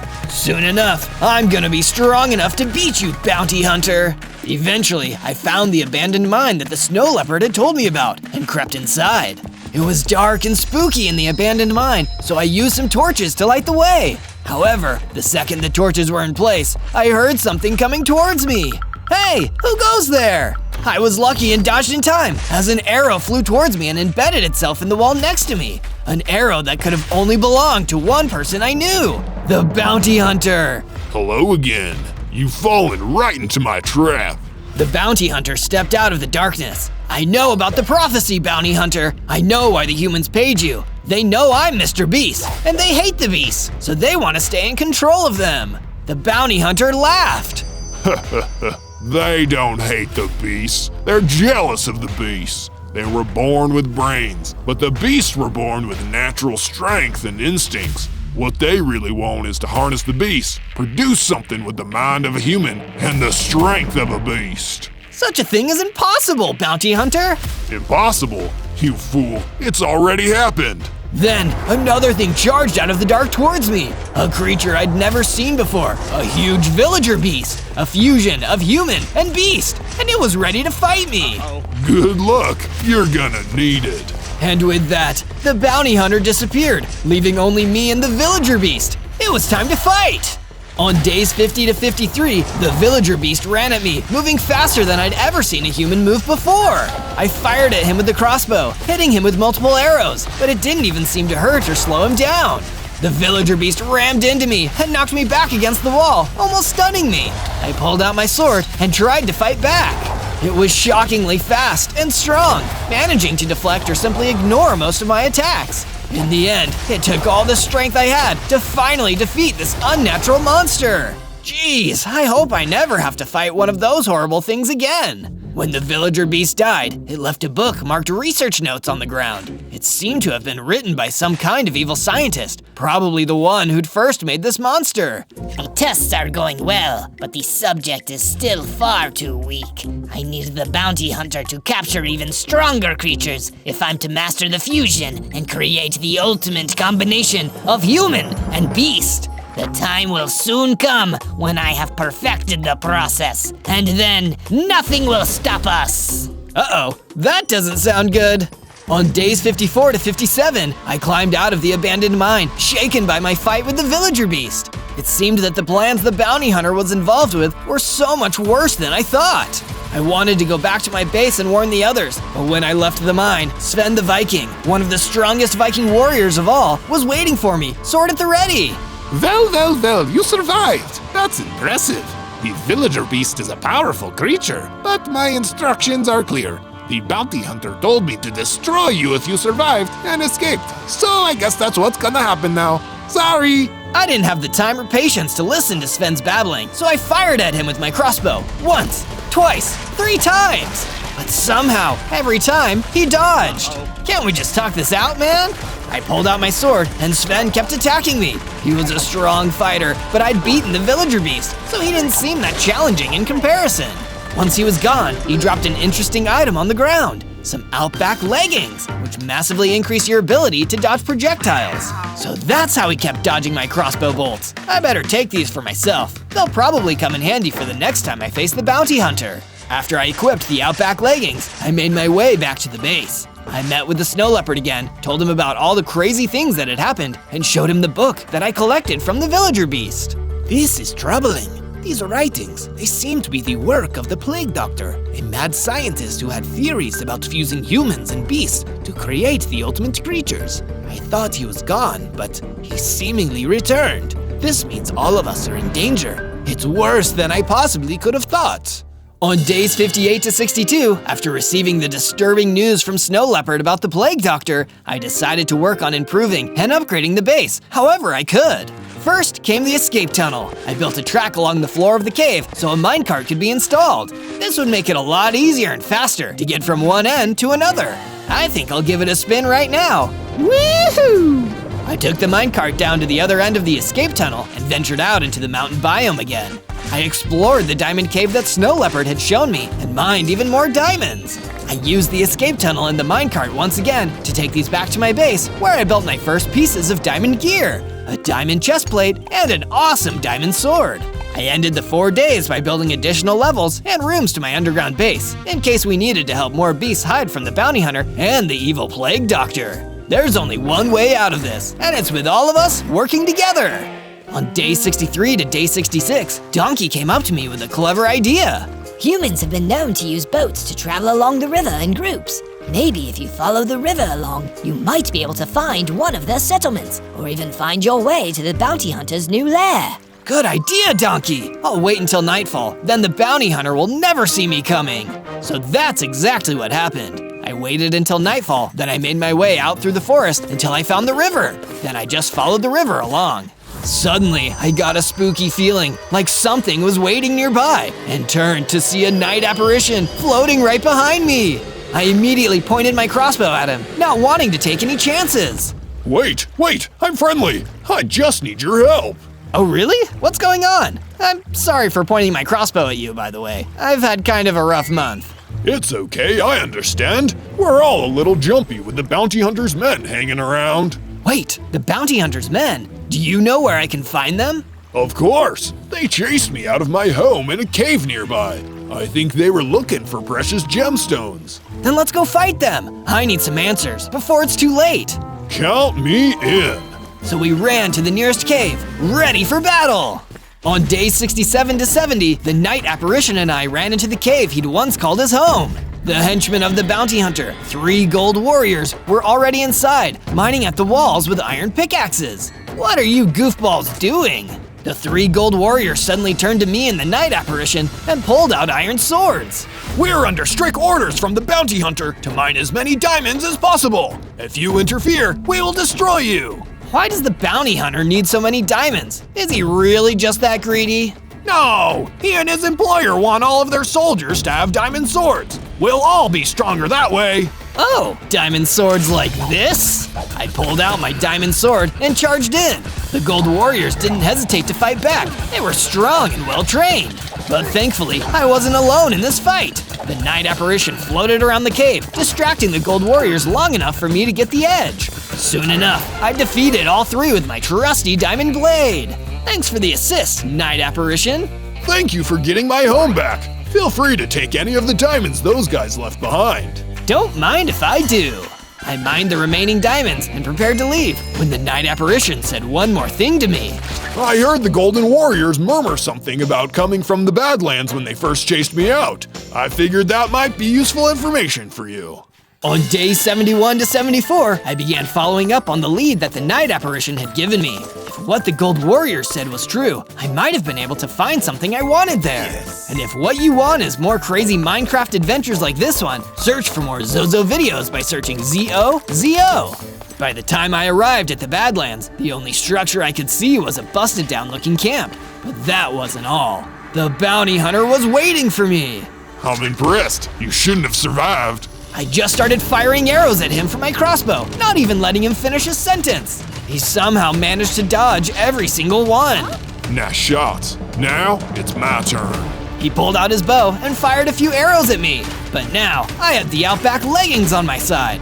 With speed that impressed even him, I managed to dodge all of his arrows too. That all you got, bounty hunter? You're dealing with beast mode, Mr. Beast here. I pulled out my sword and ran at him. He just stood there, not even trying to dodge. But when I got close, he pulled out his close-ranged weapon, a battle axe. With one strike, he sent me skidding back across the Badlands, getting me down to half a heart. Guess you're not as strong as you think you are. 25 days left. You're gonna be mine before the time runs out. Injured and surprised, I did the only thing I could, run off. I'd finish this another day.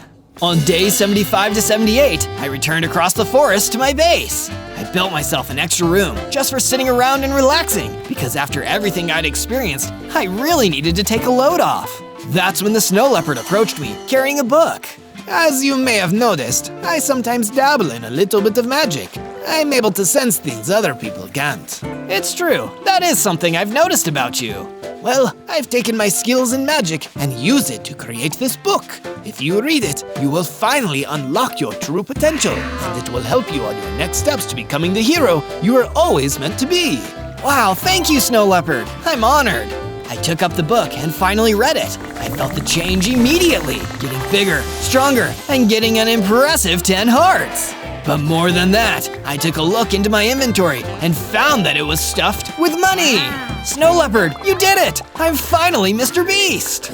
On days 79 to 84, I went out to the desert to test out my new Mr. Beast powers. I soon encountered one of the most dangerous creatures in the desert, the sand and wind spirit known as the Guster. These things really packed a punch, but thankfully, so did I. I ran in with my diamond sword, feeling no fear, and destroyed the Guster in a single strike. Whoa, I really am strong now. My strength caught the attention of a nearby roadrunner who wanted to see if I was as fast as I was strong. He challenged me to a few races. You're on, roadrunner. We ran up and down a stretch of the desert together. I was faster than I expected, but he was way faster than that. It seemed that no matter how fast I went, the roadrunner was always just a little bit faster. But he still thought I gave him a good race, so when the race was over, he gave me a potion as a gift, a speed potion. Thanks, Roadrunner. Now I can run twice as fast. On days 85 to 89, I put my new speed to good use, running all the way back to my base, only to find that its secret entrance had been discovered, and it was being attacked by a group of villager beasts, just like the one that had attacked me in the abandoned mine. You guys aren't meant to be here. Wait, what about my friends?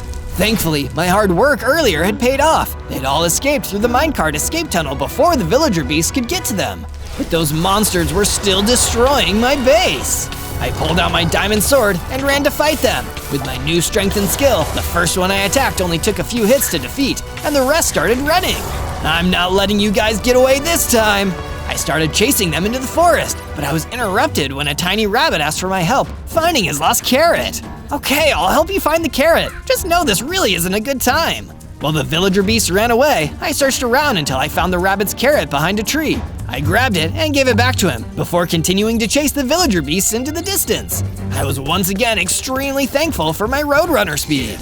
On days 90 to 94, the chase continued until I passed from the forest into the jungle. It was so hot and humid in there, I couldn't help but slow down a little. But this turned out to be exactly what the bad guys had planned. The villager beasts had just been there to lure me to the plague doctor's most dangerous creation yet, the mutant zombie. Oh no, that thing is huge! I pulled out my crossbow and started blasting it as it ran towards me, but it still had no effect. All I could do was pull out my diamond sword and face it one-on-one. Time for an epic battle of mutant versus beast! On days 95 to 97, the mutant zombie charged me like a raging bull. I was able to dodge it just in time and stab it in the side with my diamond sword, but it barely seemed to phase it. Already, the mutant zombie turned and started attacking me again. Each one of its punches damaged me until I was low on hearts. I needed to do something, quickly. Hey, mutant zombie, how would you like some cold, hard cash?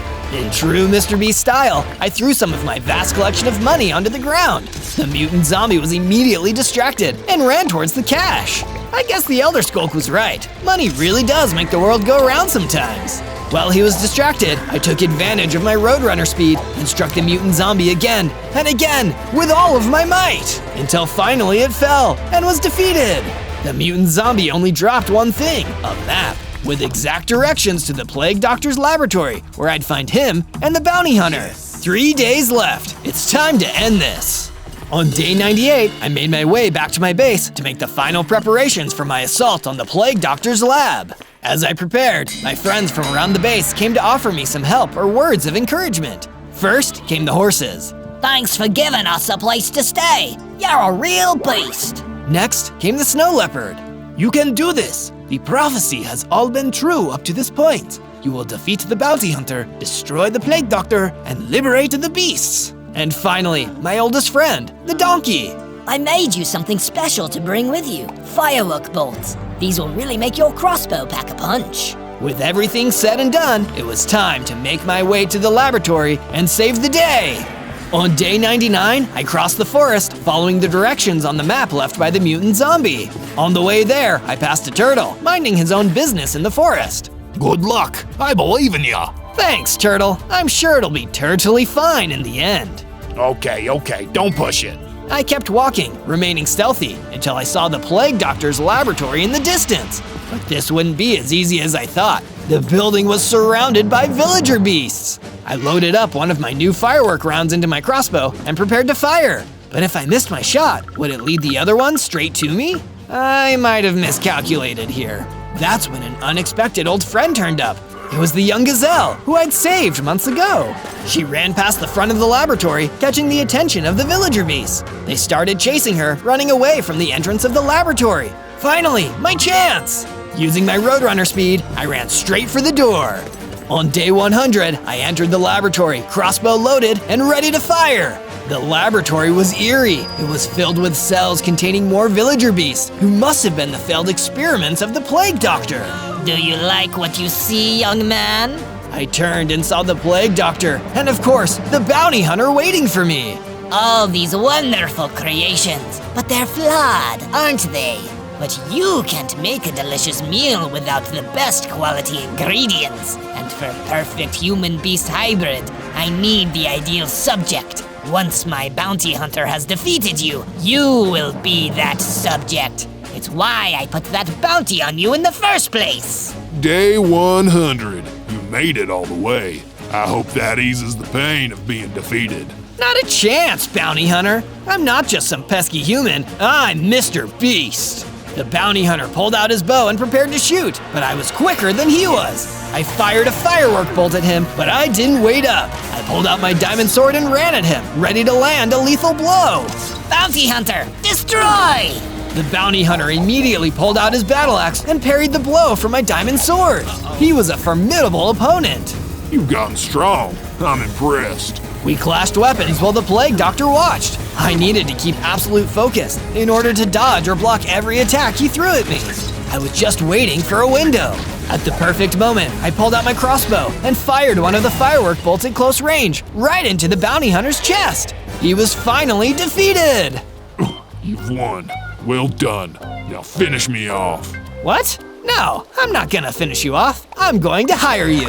Just like Mr. Beast, I laid out stacks of money in front of him, even more than the bounty that the Plague Doctor had put on me.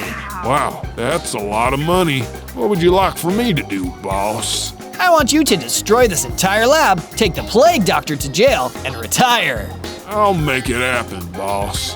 What? You can't do that! No! No! And with the bounty hunter now doing my job for me, I decided to do the most sensible thing. Go back to my base and hang out with my friends.